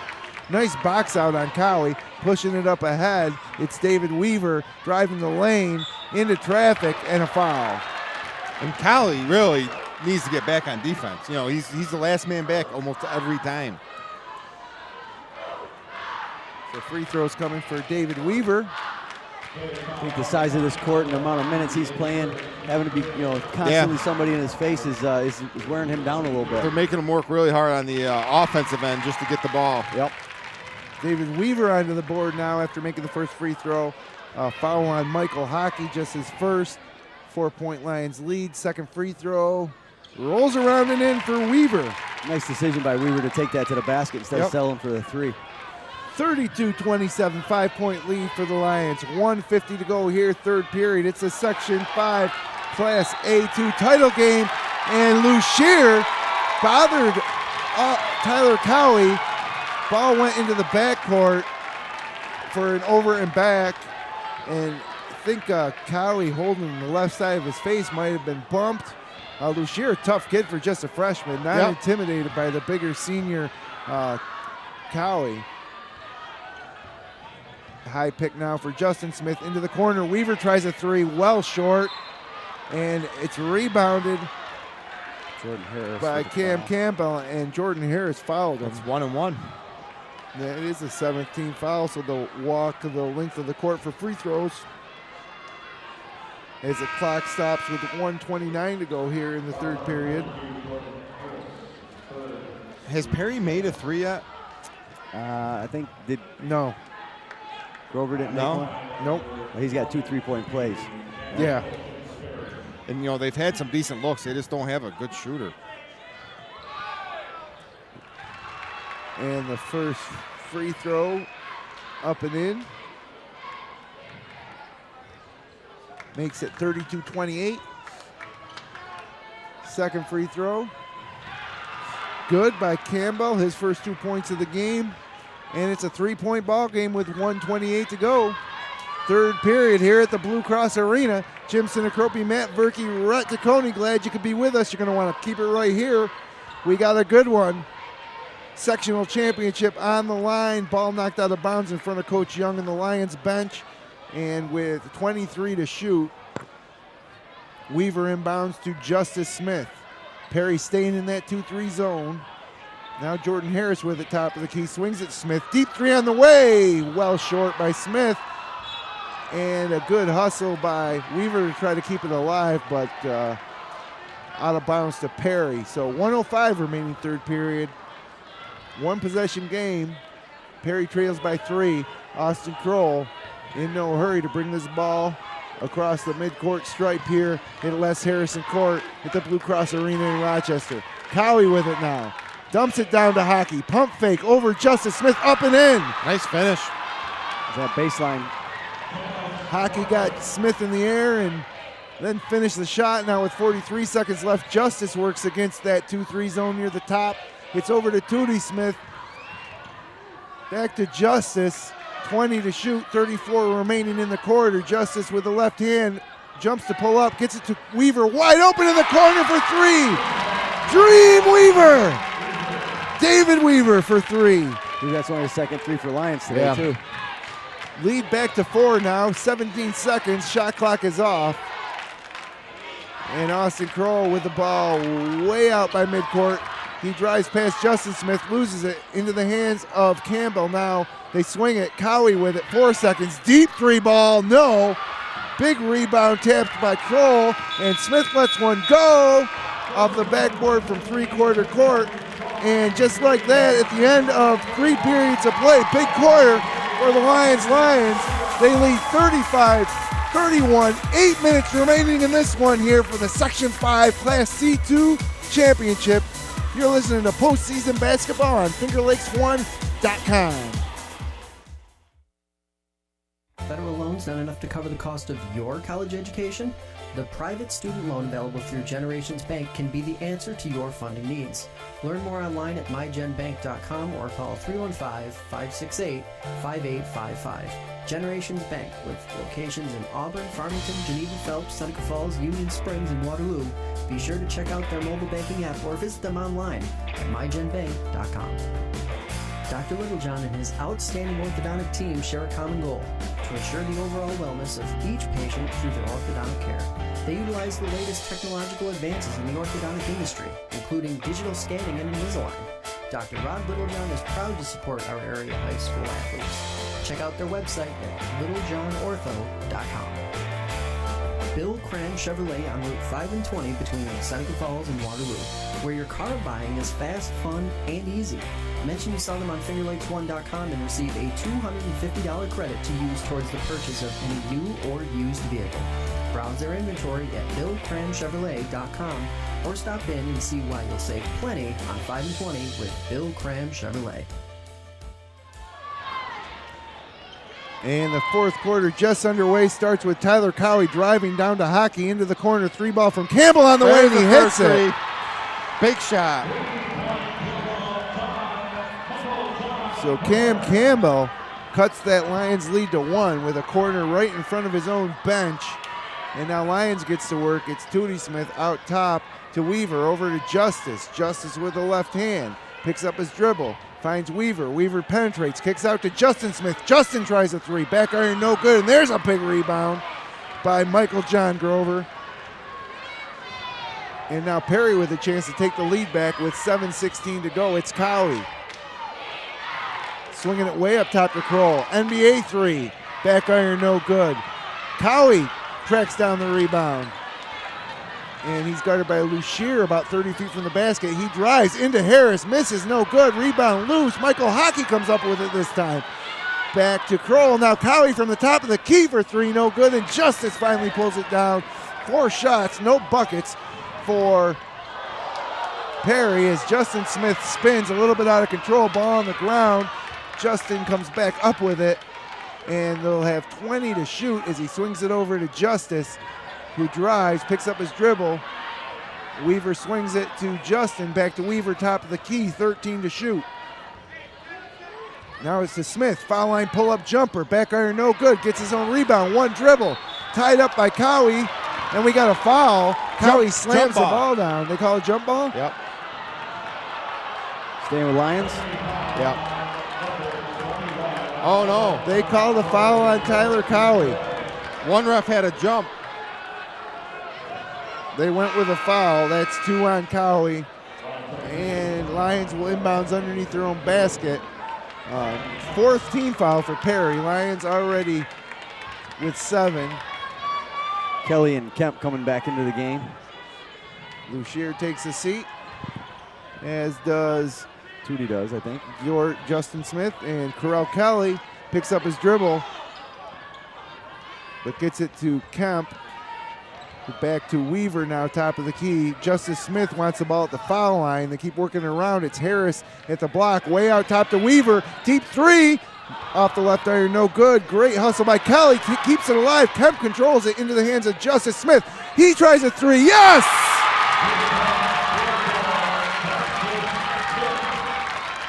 38-34, Lions leads, 5:46 to go. You know, and for Perry, there's one guy you got to watch through three-point line.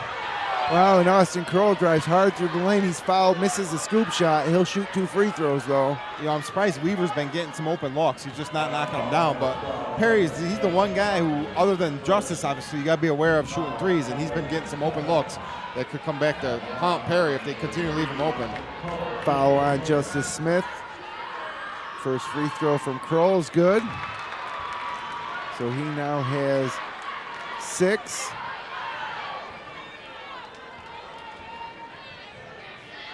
Second free throw rattles around and in. We got a ball game, 38-36. Lions leads Perry. Timeout on the court. And with 5:40 left to go, Justice seems fully comfortable at this point in the ball game, and really some nice contribution so far by a lot of other players for Lyons. In particular, I think Benji Kemp's been outstanding with 8 points and doing a lot of dirty work, getting a lot of good rebounds. Lucas Lucier, just a freshman, was doing a great job guarding Cowie man-to-man in that kind of junk defense that Zach Young was throwing at him. Yeah, I think, this game's obviously a 2-point game. It's going to come down to the role players, I think, right now. Perry finally got a 3-pointer to go. If Perry just had that knockdown shooter, I think they could, take a lead here because they're paying so much attention to Crowley, and he's doing a decent job finding guys. They're just not knocking down shots. And Kroll's really struggled from the field. He's probably 0 for 5 or 6 from 3. Obviously he has the capability to knock that down, but so far, not really coming close on any of his open 3-pointers. Yeah, Kemp really, not necessarily an offensive threat, but the two guys that they would rely on otherwise are 3. Justin Smith, Correll Kelly, and David Weaver really haven't done much tonight.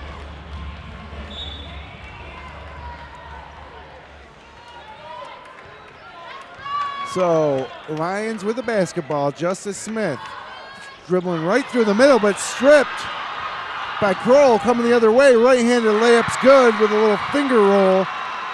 And right out of the timeout, an unnecessary turnover for Lyons has this ball game tied at 38-38, 5:17 to go. Yeah, Justice tried to split both guys at the top of the zone.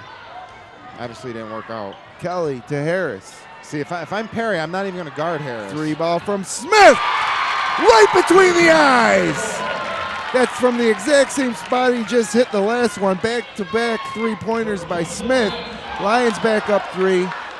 And we got a foul. Looks like they may have picked up Justice. Yeah, Justice with the reach. That's a foul. I don't know why. He reached from behind. Move your feet. 3 fouls on Justice Smith now. A lot of time left in this game at 4:57. And Perry's going to have to get out on Smith now. He's starting to feel a little bit from the 3-point line.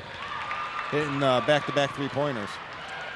24 points for Justice Smith as Cowie knocks down the first free throw. It's 41-39, make it 41-40, 1-point game. Cowie's first 2 points of the second half after having 10 in the game's first 2 quarters. And now Justice over to Correll Kelly near the hash mark in front of the Lions bench into the corner to Jordan Harris. Jordan has it slapped out of bounds. They say it went off of Harris, though. It'll go back to Perry. Harris caught sleeping. Give Perry a lot of credit for staying in this game after giving that big run up to Lyons. They've kind of turned things back around, and the momentum seems to be shifting again. So Lyons calls a timeout. As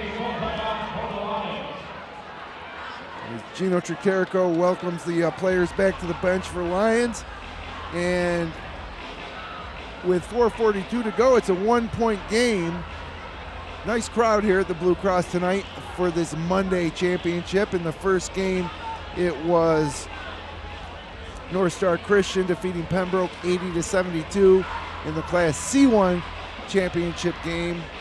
And following this game will be the Class B title game between Livonia and Greece Odyssey. Of course, Greece Odyssey defeated Minders, and Livonia defeated Penn Yan last week at Marcus Whitman High School. And so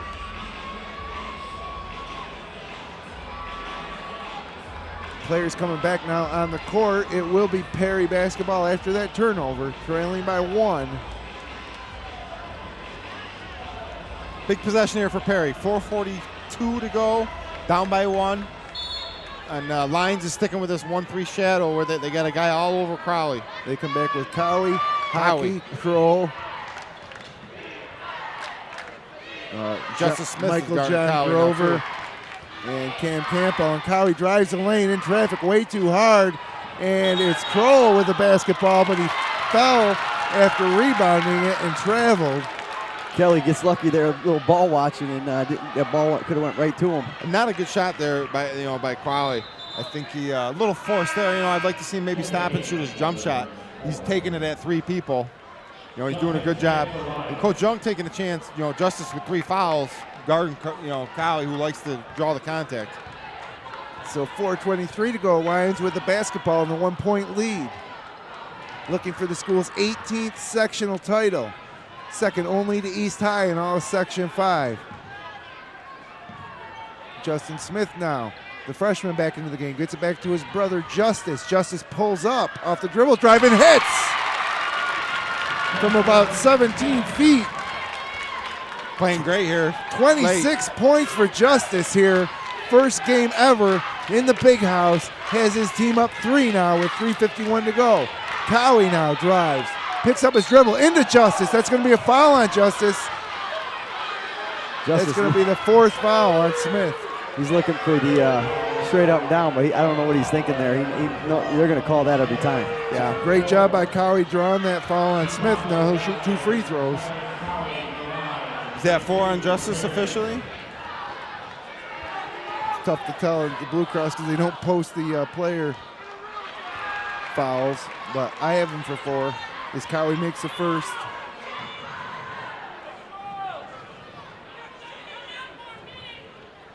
$13 points now for Tyler Cowie. And 14 as he knocks down both free throws. Been quiet, though, really, since early on in the first. Or late in the first when he hit that late His jumper. only points in the second half, though, are 4 free throws, all here in the 4th quarter. And now Justin Smith probes the baseline, lets a runner go, rolls off, rebound, pulled down by Michael John Grover into the hands of Cowie. 3:27 to go. Lions lead by 1. Oh, and Cowie plows into Benji Kemp, and they got a blocking foul on Kemp. Could have gone either way. Yeah, I thought that was a block. Good effort for both guys, but Yeah, Coach Young didn't like it. And, you know, tough call. I'd have to go with a block there, though. That's the 4th foul on Kemp, and now Cowie back to the free throw line where he's made 4 in a row, make it 5 in a row. The ball game is tied.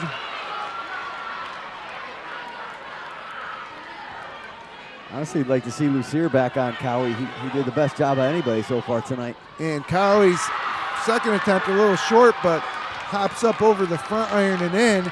And Perry leads for the first time since the opening moments of the second half. 44-43, 3:17 to go in the ball game. Weaver works it to Justin Smith, to the foul line to Justice. They got Weaver wide open. They find him. He drives, and we got a push on Chalice Farmer, and that should be the 5th team foul on Perry. So Lions will inbound with a fresh shot clock. Down 1 with 3:07 to go. We got a tight one here in the Class C2 final. Way up top to Justin. Picks up his dribble, needs some help. They get it to Justice. Now into the corner. 3-ball from Weaver on the way. Well short, barely caught iron. Into the hands of Tyler Cowie. He brings it across half court. He tried to go by Justin Smith, but Justin steals it from him. Ball on the ground. Harris on the ground. We're going to have a jump ball. No, we got a timeout, Lions. Big timeout by the Lions. And really a bad play by Cowie there. Just, Yeah. He almost lost it once. He almost lost it twice, and he continued to try to dribble. Just pick it up. Seems like once the ball gets into the hands of Tyler Cowie, the only offense is get out of his way. Yeah. He's made some nice passes tonight, too. But, in that situation, there was nothing there. Pick it up. So 44-43, Perry leads Lions. 2:44 to go in the ball game. Perry's been to the sectional final the past 3 years. They haven't won a title since 2014. Lions' last title, 2015. It was their 17th. 2 years ago, they finished 6-10 after the graduation of Damon Hunter. They started the rebuilding process. They lost to Perry in the quarterfinals that year. Then coming back in 2016-17, they improved their record to 11-6 in Wayne County, 15-16 overall, but they lost to Geneseo in a heartbreaking game at Bloomfield in the semifinals. And now 1 year later, they find themselves at 20-3 And in the Blue Cross Arena, trailing by 1 with just 2:44 to play, Justice Smith is a junior looking for that sectional title and a berth into the Class C state playing game Wednesday night at Rush Henrietta. Ball into the hands of Justice Smith. He has 4 fouls, 2:38 to go. He dribbles top of the key with the left hand. Pulls up from deep. Mark it down! Wow, nothing but net! That was well behind the NBA line. I didn't like the shot, but I'm sure Coach Young will take it. He's feeling it from that left side. He thinks his last 4 shots. Austin Kroll drives the basket, no good. Cowie tries to keep it alive. Harris controls it though for Lyons. Lyons up 2, 2:09 to go. That was a deep 3 ball from the left side from Justice. He has 3 3-pointers here in the 4th quarter alone. Lyons leads by 2. You said before about Cowie being the main guy right now. The other guys on Lyons aren't even looking to score. Yeah, which is, Oh, blocking foul on Kroll about 40 feet away from the basket as Justice was trying to dribble by him. 3rd foul on Austin Kroll. And so Lyons will get a fresh shot clock. There's just 1:50 remaining in this game. Lyons surprised up Perry 2. doesn't go back to man. Oh, and Smith Great caught pass. him sleeping. Interior pass to big Jordan Harris, who lays it up with the right hand. Lyons up 4. First bucket of the game for Jordan Harris. Into the corner, 3 ball on the way for Michael Hockey, no good. Harris pulls it down. I'd foul Harris. That's Harris's 10th rebound of the game, too. Here comes Justice the other way. Baseline to Tootie Smith. He spins, he pulls up. Air ball. But Kemp tears it down and throws it over the front of the rim for a foul. Bad company. Benji Kemp headed to the line for a 3-point play. Lions up 6.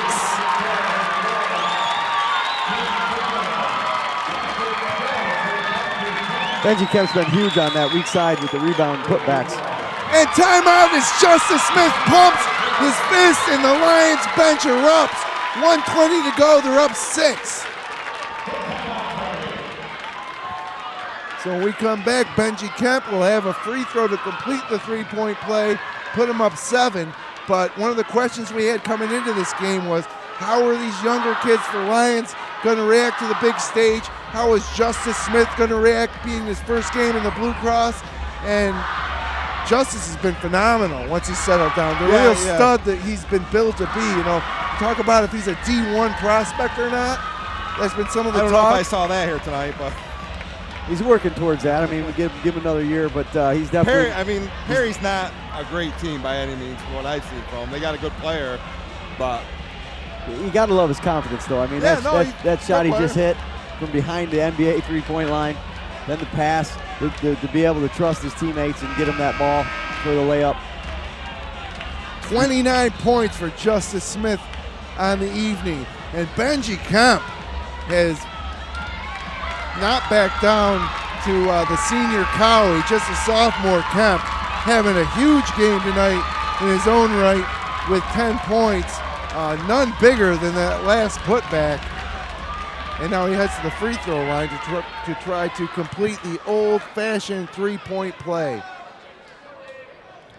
And he gets it to roll in. 7-point lead for Lyons. As quickly, Cowie brings it across half court. Drives, throws it up. A little circus shot, no good. We got a foul on Kemp. That could be it for Benji. That is the 5th foul on Benji Kemp. He fouls out. Terrell Kelly checks back in, and not the best possession for Lyons with a lot of time left, 1:11. And really, Cowie was throwing up a crazy shot that had no prayer, and kind of got bailed out a little bit there. Cowie to the free throw line now, where he has made the last If I'm 6, make it 7. If I'm Perry, every time Cowie get right downhill, 42 right? for what's his name there. Every time he gets the ball, I foul him. 8 straight free throws in the 4th quarter for Harris? Tyler Cowie. Yeah. He's about a 10% free throw shooter. 51-46, 104 as the Lions play catch, trying to burn some clock. They got 25 seconds to shoot. We're under 1 minute here Perry needs to go man. To the title. Justin Smith drives to Weaver in the corner. Back to Justice now. 14 to shoot. Justice tries to get to work. Almost turns it over. Great hustle by Cam Campbell. 8 on the shot clock. Ball is out of bounds beyond half court. And Lions will have 8 seconds to shoot. They should try to face guard Justice here, wouldn't you think? Cam Campbell is on him. I mean, at this point, if I'm Perry, you got to go man. Yeah, they are still in that 2-3 zone, but they got man defense on the two guys closest to the ball as they try to inbound here. Seth Van Buskirk checks into the ball game for Harris. Good move getting the poor free throw shooter out there. Oh, I don't know if Coach Wyatt for Perry even realizes how poor of a shooter Harris is. And we got another timeout on the court. So Coach Young wanting to get the guys organized before we get to this last 50 or 45 seconds. 45.4 seconds left to go. 51-46, Lions leads. It was a game that saw Lions trail 20-10 before coming back to an 18-1 run to take a lead. So far here in the fourth quarter, 14 points for Perry, 9 of them coming from the free throw line. For Lyons, Justice Smith with 29 points, including 3 3-pointers here in the fourth quarter. Benji Kemp's fouled out. Justice Smith playing with 4 fouls. Corral Kelly and Jordan Harris playing with 3 apiece. No significant foul trouble for Perry. Oster Kroll with 3. Tyler Cowley with just 2. So 47.4 to go. They're back on the court. Corral Kelly will inbound. He's got Justin and Justice Smith in the backcourt with him. Again, he is about 60 feet away from his basket. Lions will have 10 seconds to shoot. As there's still a little bit of delay get it in, here. go right back to the inbounder here. You know, Crowley's playing in the zone. It's going to be wide open. Yeah, nobody guarding the inbounder, Corral Kelly. Who apparently they don't ask him to play any defense. So I mean, really. No, you're right. He hasn't done anything on defensive end this half. So right now we have both coaches, Coach Zach Young and Coach Phil Wyatt, meeting at half court, talking to the official. Not sure what that discussion's for. It doesn't look like they're going to change anything with the clock. We had a horn. Well, they put 10 seconds on the shot clock instead of 8. Which I don't know how they could. It was at 10 since they came out of the timeout. Now it's at 12. Still discussing. At one point it was at 8. Right, yeah. Now it's at 12. Might get back up to 25. Coach Phil Wyatt not happy with that decision. I don't know how they decided to do that because there's no monitor to look at. Did the game clock move too? No, the game clock stayed at 47. That kind of doesn't make sense, right? I do like your call there, Matt, though, with getting it back to the inbounder because he could go right by Cowie. He's playing all the way up at half court now. Yeah, Cowie's pushed now up. He kind of came up a little bit. And they had trouble getting in. They get into Justin Smith, and we got a foul, which I don't know how great a foul that is with just 10 seconds left on the shot clock. Yeah. But the freshman Justin Smith will head to the free throw line now. I think I'd rather play that one out. You know, I think the possession, the 10 seconds. Yeah, they bailed out Lions there. Yeah. You know, unless he misses unless he misses the front end here. But Harris coming back in for defense for Van Buskirk. You know, Perry should realize if Harris gets a rebound, immediately foul. So it's just going to be 1-on-1 here as the freshman spins the ball and lets it go and hits. Just the 3rd point of the night for Justin Tootie Smith. Big one, though. They're up 6 now with 46 seconds left to go. Couple of dribbles, 3 dribbles, a spin. Second free throw on the way. No good, but rebounded by Justice Smith out of bounds. It'll stay with Lyons. Cole knocked it out of Justice Smith's hands. And 44.7 seconds left. And that lead at 6 for Lyons. Seth Van Buskirk into the game. Big rebound for Harris. You know, they're going to get a couple more foul shots here. I think if you're Perry, you got to foul immediately. Unless they can get a steal off this inbound. Kelly having trouble getting it in. It is stolen by Kroll. Here he comes up ahead to Cowie. Cowie pulls up for 3. And he hits it. Timeout Perry. Just like that, it's back to a 3-point game. And that's Tyler Cowie's first field goal of the second half. He now has 20 points. You know, and almost Lyons just got to get the ball in bounds there, and they're in full control. But give Perry credit. It was Kroll with the steal, threw it up to Crowley. Crowley stopped and pulled up for three. Really, the first clean look he's had since the first quarter, and he knocked it down. Rattled it home, and just when it was looking like Lyons had full control with Justin Smith making 1 or 2 free throws, and then Lyons securing the offensive rebound. Corral Kelly has trouble inbounding the ball. It was Austin Kroll stepping in and stealing the pass. And then quickly the other way, Tyler Cowie pulls up in front of for a three right in front of his own bench. Interesting to see what kind of defense Perry comes out in.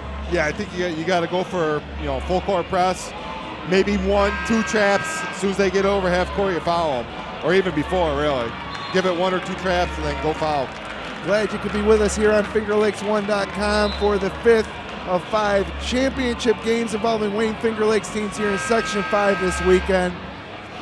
Here on a Monday night at the Blue Cross Arena. We'll see if Lyons can close this one out. They lead by 3 with 37.4 left. Seth Van Buskirk runs the baseline, gets it into Justin Smith, and he has a little trouble, but he does get it over to Weaver, and Weaver is hammered by Cowie. I thought Weaver might have got away with a walk there. Yeah, no doubt. Just about the same time, Tyler Cowie just flattened him. That will be just the 3rd foul on Tyler Cowie, maybe the 4th if we missed one here.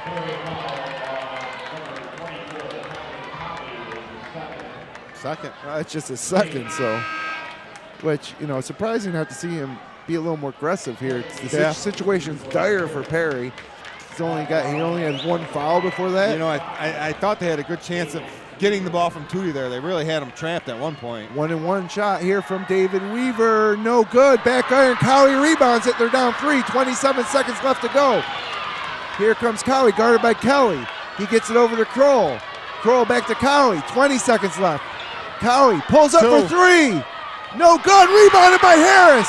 And Harris hands it off to Justice Smith. Really smart play. Yes, absolutely. Getting rid of the ball to Justice. So now it'll be Justice shooting free throws. 13.5 seconds left to go. And a totally different situation now with Justice on the line than Harris. Great rebound by Harris. That's his 11th. And I thought Kroll had a decent look. He gave it up, went back to Cowie, and not a terrible shot from a little Cowie. off balance. He was kind of a half runner almost. Might have had his foot on the line. Didn't need the 3 there. And Justice Smith buries the first free throw, and that gives him a 4-point lead with 13.5 seconds left to go. Nobody in the lane for Lyons. Second free throw from Smith. He has 30 points. Make it 31. As Kroll rolls it into Cowie. Corral Kelly tries to get it. That allows Cowie to go by him. Back to Kroll. Deep 3 from Kroll. It's good! 7 seconds left. 6 seconds. Ball inbounded. Justin Smith fouled. 5.1 seconds left to go. Lions lead by 2. That was a 28-foot three-pointer from Kroll. Yeah, he was out a couple feet beyond the NBA 3. No hesitation. Or whatever 3 that is at the NBA. Yeah, that's a professional 3-point shot. They also have the college line on this court, both in blue, and then the high school line in white. Big free throw here for Justin. The freshman, he is 1 for his last 2. He'll get 2 here. 5.1 remaining. Lions leads by 2. He spins, he releases, and he hits. Wow. So now with a 3-point lead. You foul on a miss? I think it's too risky. If Justin makes this free throw, it's a 4-point lead. And he does! Big free throws for the freshman. Up ahead to Cowie. They didn't start the clock. They did not start the clock. We got a foul. Justin Smith fouled Cowie. It's a horrible foul, but they didn't start the clock till it was inbounded for at least 2 seconds. 3.5 on the clock. And I don't know why the referees are getting together. Cowie should have just chucked it up there. He needed a 4-point play. It's got to be about 1.5 left, I would guess. The referee going over to the scores table, although I'm not sure anybody realizes, because they're about to let Cowie shoot this free throw. They're not changing it. That clock, I was looking right at it. As Cowie crossed half court, it still hadn't started. And now Seth Van Buskirk gets set to check back in for Harris. So if you're Cowie with 3.5, you want to try to make the first one. And he does. 8 straight free throws for Tyler Cowie. Now you got to miss and tip it out for 3. He's 10 for 11 on the evening. Or you can make it and go for a steal. There's 3.5 seconds left. It's a 3-point game. Cowie misses it on purpose, but it doesn't even hit the rim. Just a terrible shot. Just banged it off the backboard. And so now Van Buskirk will try to inbound with his team up 3. I think they're going to want to talk it over. We got a timeout. Lions 56, Perry 53, 3.5 seconds left to go. And if I'm Coach Phil Lyon, I try to make that second free throw, set up the press, either foul immediately if you don't get a steal. But I don't mind trying to miss it. Go back to the foul, though. No timeouts. You're gonna have to go the length of the court in 2 seconds. You know. How about this foul, though? Yeah. They're up 4.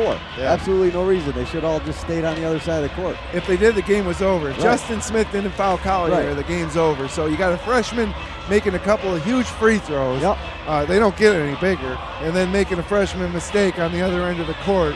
So Perry not dead yet with 3.5 seconds left, but Lions so close to that sectional title to Coach Zach Young's second and this historic program's 18th sectional title. And what do you think Perry's going to try to do here? Foul right away. Go for a steal, foul. Do you put somebody on the ball? You put Cowie on the ball? Yeah. They had Van Buskirk inbounding before the timeout, and it looks like Seth Van Buskirk's coming back to the baseline to inbound. They are face guarding everybody, and Tyler Cowie's kind of at the top of the key playing center field. Nobody on the ball on Van Buskirk. And they get into Justice Smith. He's fouled immediately. Just about, a lot of time went out there. 2.3 now remaining.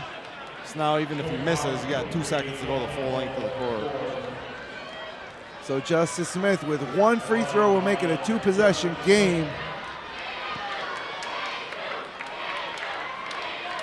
He is 7 of 9 today from the free throw line. Nobody in the lane for Lions. And boy, the Lions can taste this one.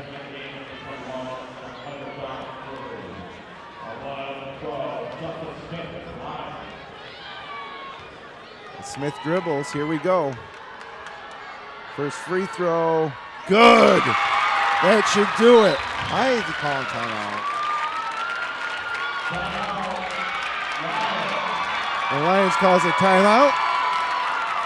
Not sure why. So your score 57-53, 2.3 seconds left to go.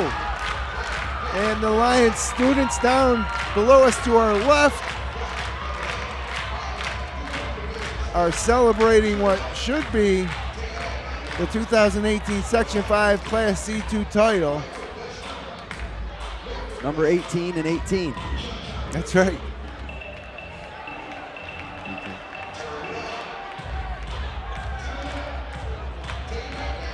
So they break the timeout. It's going to be Smith.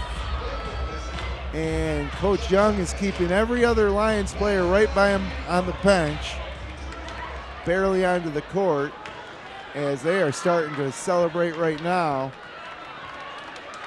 Before this last free throw from Smith, he makes it. They inbound the ball, 1 second left.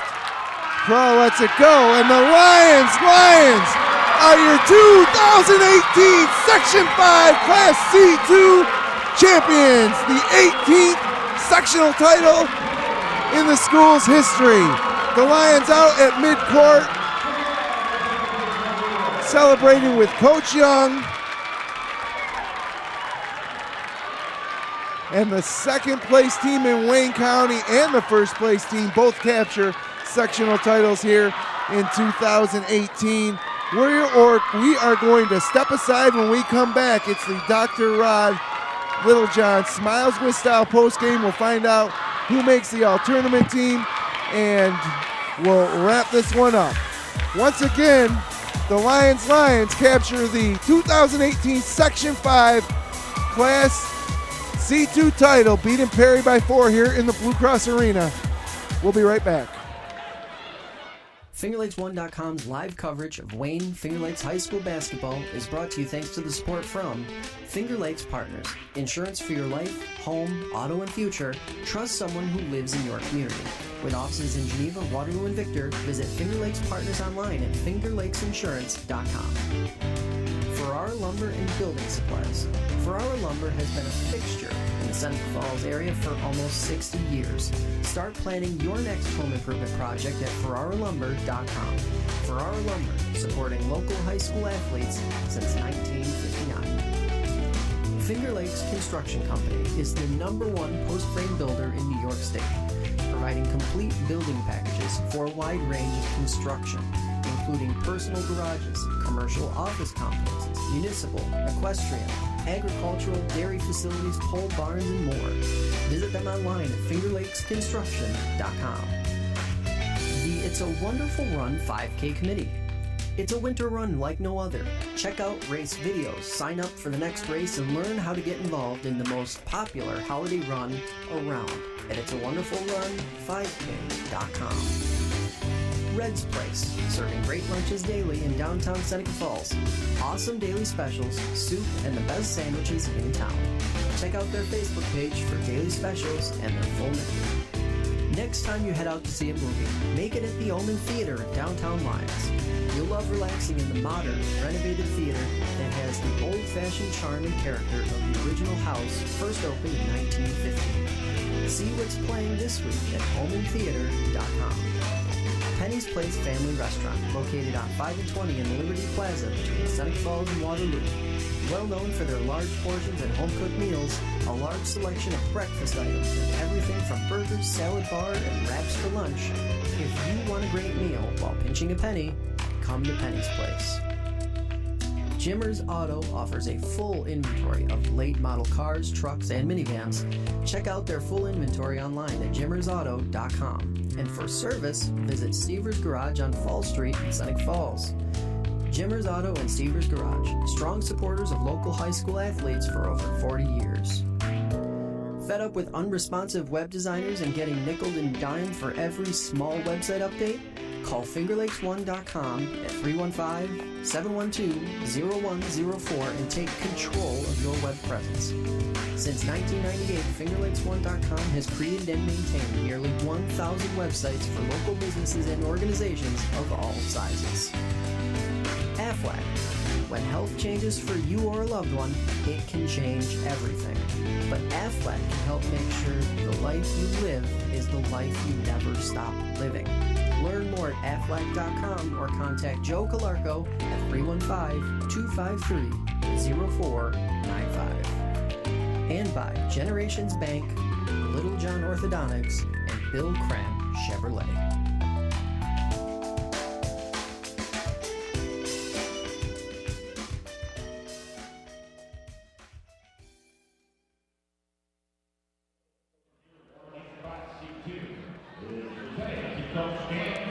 And welcome back inside the Blue Cross Arena, where your final score, the Lyons 57, Perry Yellow Jackets 52. It is the 18th sectional title in school history for the Lyons. Lyons second only to East High, although they get one closer to East High with this victory tonight. And what a night for Justice Smith, finishing with 33 points. He had 21 of them in the second half. Benji Kemp, just a sophomore, with 11 points and a bunch of rebounds. As we're waiting for the official stats. Printer's broke. Oh, is it? They're going to bring them up to us. Okay, so we'll hopefully get them up soon. As right now they're awarding the some of the post-game festivities. Perry coach Phil Wyant and Tyler Cowie and Austin Kroll. Historically, the longest post-game ceremonies in high school basketball. It was 5 for freshman Justin Tootie Smith, none bigger than the final 2 free throws to make it a 2-possession game for Lyons. 5 points for David Weaver, a big 3 in the third quarter. 2 points for Justin Harris, 2 for Lucas Lucier. For Perry, it was Tyler Cowie with 21, Austin Kroll with 10.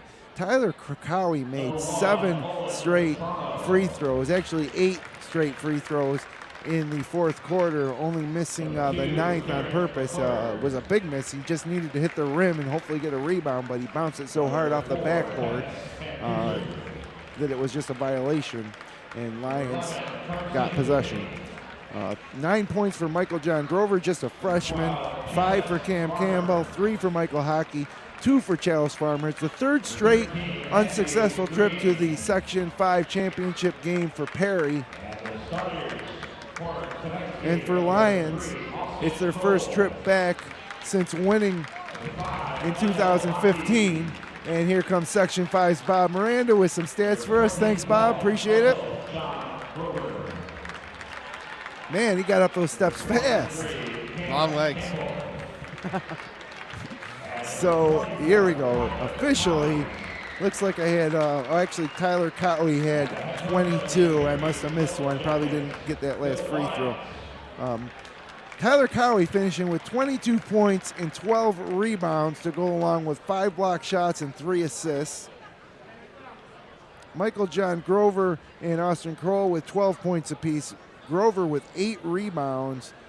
Austin Kroll with 2 assists and 3 rebounds. Now for the Lions, it wasn't a triple-double for Justice, but 33 points and 10 rebounds, a double-double, 3 assists. He was 10 of 27 from the field, including 4 of 8 from three-point range, 9 of 11 from the free throw line. As the Lions now being about to be awarded the sectional title. Let's have a listen here.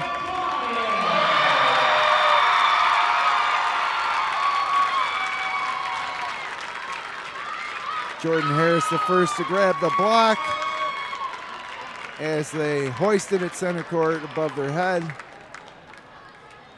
And we'll get ready for some individual honors after the Lions celebration. Continuing on with some of these stats here. Benji Harris 11 points, or Benji Kemp 11 points, 4 rebounds. Jordan Harris, I should also mention Benji Kemp 3 assists and 2 steals. Jordan Harris finishes with 12 big rebounds and just 2 points. David Weaver with 5 points, 3 rebounds, a couple of rebounds for Carell Kelly. Justin Smith, the freshman, just 1 of 8 from the field, but 3 of 4 from the free throw line, finishes with 5 points, 1 assist. And Lucas Lucier, 2 points, 2 rebounds. Lions. Heck of a defense by him. Lions will win their 20th game of the year. Although I thought they were at 20. I thought that was 21. This is a mistake here on the official stats. They'll move to 21-3. They move on now to face North Star Christian, guys, in Rush Henrietta on Wednesday night as part of a doubleheader that will include Wayne that we're going to bring to you live on FingerLakes1.com. And we saw North Star beat Pembroke earlier, and we also saw North Star beat Marcus Whitman in the semis. And it's the old private-public debate, and that's all that stands between Lions and a trip to the New York State Final Four in Binghamton. What do you think about that matchup? Oh, they'll still have the Buffalo team. Oh, yeah, I'm sorry. There's another step. You know, Lions going to have their hands full, obviously. North Star is talented, but not an impossible game to win. You know, we saw who North Star just played. That was a game that went either way. Pembroke. Yeah. You know, and we saw Marcus Whitman give North Star a game. So there's no reason to believe that Lions won't give North Star a game and be right there in the end with them. What do you think, Rhett? What's the early line on the Lions-North Star game? I have to go with North Star by 4, maybe a little more. Yeah, it's tough to tell. Got a lot of athletes on that team as well, you know. I got a lot more confidence in Lyons after seeing the way that Justice Smith answered the bell in the second half today. And I can't say enough about Benji Kemp, man. He was strong, just a sophomore. And then to see a freshman, Justin Smith, step up and make those 2 free throws at the Blue Cross Arena with a sectional title on the line. Absolutely. And, you know, got to give a lot of credit to Jordan Harris, too. He was a beast on the board. He had 12 rebounds. So guys contributed in, all over the floor, not just scoring. You know, Justice did the most of the damage there, but well-rounded game by these guys. And, of course, you got to also give a lot of credit to Coach Zach Young. Great job. His second sectional title. Third sectional title. Third sectional title for Zach Young. My bad. So he's cemented himself in the annals of Lyons history with other coaches like Rod Verkey and Dick Blackwell. Tied Rod Verkey in sectional championships. Dean Schott. Steve Veeder. Gotta give a shout out to my nephew Hunter Bastian. Hunter Bastian, Rhett's nephew. He was on the indoor track team in November and decided against that and went back out for the basketball team. So well, now he's got a sectional medal to hang around his neck. Absolutely. As Jordan Harris trots out. Gotta be happy for the senior. And Zach Young out to midcourt. And so it'll be the Class B final between Livonia and Odyssey coming up next. And real special moment for all these players and real heartbreaker for Perry. Third straight time coming to the sectional final without winning a championship. Is there anything worse than sitting down there for this long when you're not the winning team? Yeah, you have to sit there through the whole thing. Now they're going to announce each individual player. Tough. No, they just did that. They're going to do the all-tournament team here, so let's see who they put on the Class C2 all-tournament team. Again, tomorrow night we'll be live at Marion High School as the South Seneca Lady Falcons take on the Notre Dame Batavia Fighting Irish for a trip to the New York State Girls Far West Regional. That's going to be at 7 o'clock at Marion High School. Dave Barnick on the call, as it looks like Sportsmanship Award goes to Jordan Harris and Cam Campbell. And I'm a big fan of Jordan Harris. Great football player. Yeah, just a great kid. Yep. And again, I partly say that too because I want to have my back if there's ever any, altercations. He's a big boy. I think he's going to Brockport to play football. He is. Yeah, he's got an interest in broadcasting and journalism. Be a future FL1 intern. Future FL1 sports team member for sure. We'd love to have Jordan. Now he can call himself a sectional champ.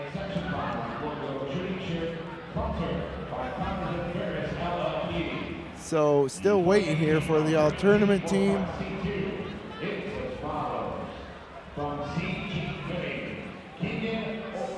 So Keegan Okura from CG Finney, the first name announced. Don't see him in attendance. Didn't catch that second name. I wonder if any of the Minders kids, Cowan had a nice game in the second round, could make the all-tournament team, Yeah, I would think that of all the Minders kids, it would be Cowan. Look at this Benji Kemp on the all-tournament team. Good for you, Benji. Just a sophomore, as I mentioned.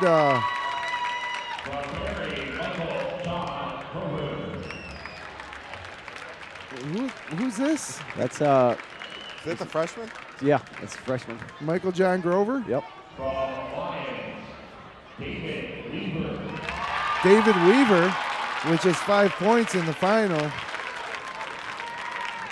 Named to the all-tournament team. I wonder who the MVP is going to be. Justice might have set a record for a 4-game stretch of points. He's on pace for potentially a 2,000-point career by the time he's done next year. Of course, any games he could. He's got the Lions all-time records in his sight. It's got to be what? What did Dean have? 1900. 1900? Yeah, I think so. Tyler Cowie announced the all-tournament team. Well, you figure he went over 1,000 like with 3 games left in the regular season. I think. He's got to have another couple hundred. Yeah. At least 150. No, we wait for Justice Smith. Wow, huge round of applause. And with the win tonight in the MVP award, Justice Smith has absolutely arrived on the scene as one of the all-time greats at Lyons. Just a junior, whatever he can accomplish this year, he's going to come back next year, and they're going to be really difficult to beat next year, especially in Wayne County, but also to repeat in Class C2. If it is C2, they might be going to 3 C classifications next year, I hear. Yeah, they got to be the favorite in all of C. You know, I don't see North Star staying in C again. So you know, Lions is probably looking at that regional next year. So a huge win here for Lyons. Justice Smith, the MVP. Wayne County 5-0 in finals this year. Wayne Finger Lakes. The Wayne Finger Lakes is 5. Well, they aren't 5-0 only because the Red Jacket girls lost to South Seneca. So somebody had to lose, somebody had to win, right? And also Honeoye lost to Clyde Savannah. So guys, about ready to wrap it up here from the Blue Cross as Lyons now heads over to get some pictures taken. But without a doubt, a historic night here for the Lyons program, their 18th sectional title, second in all of Section 5, only to East High. How many does East High have? We're at 21? 24, I believe. 24? I believe so. So a few years to go to catch them, but slowly but surely. It's the Jim Boeheim's alma mater, of course. Lyons, well known. Ironically enough, he never won one. Yeah, well, they had a great game against East Rochester here at the Blue Cross Arena. A much bigger crowd than was here tonight, although a nice crowd from both sides. And fellas, it was great working with you. Now, a few years ago, 2015, we went down to Glens Falls together, called that Final Four game. What do you think the chances are that we might find ourselves in Binghamton for another Final Four run for Lyons? I'll let you know after Wednesday. Yeah. It'll be a tough one on Wednesday, that's for sure. But, so once again, tomorrow at Marion High School, South Seneca girls take on Notre Dame Batavia. Wednesday, we don't have the official times yet, but on Wednesday night at Rush Henrietta, I think it's 7 or it's late. I think they're later games. It'll be Wayne versus Irondequoit live on FingerLakes1.com, followed by or preceded by Lyons versus North Star Christian in Class C, playing for a berth to the Far West Regional at Buffalo State. And for my broadcast partners, Rhett Taccone and Matt Berkey, for Jeremy Hunt, who's going to be providing you the images that you see on the video replay when we get around to restreaming that for you, I'm Jim Sinacropi. Once again, your final score, Lyons 57, Perry 52. The Lyons are your 2018 Section 5 Class C2 champions. Have a good night. Say it.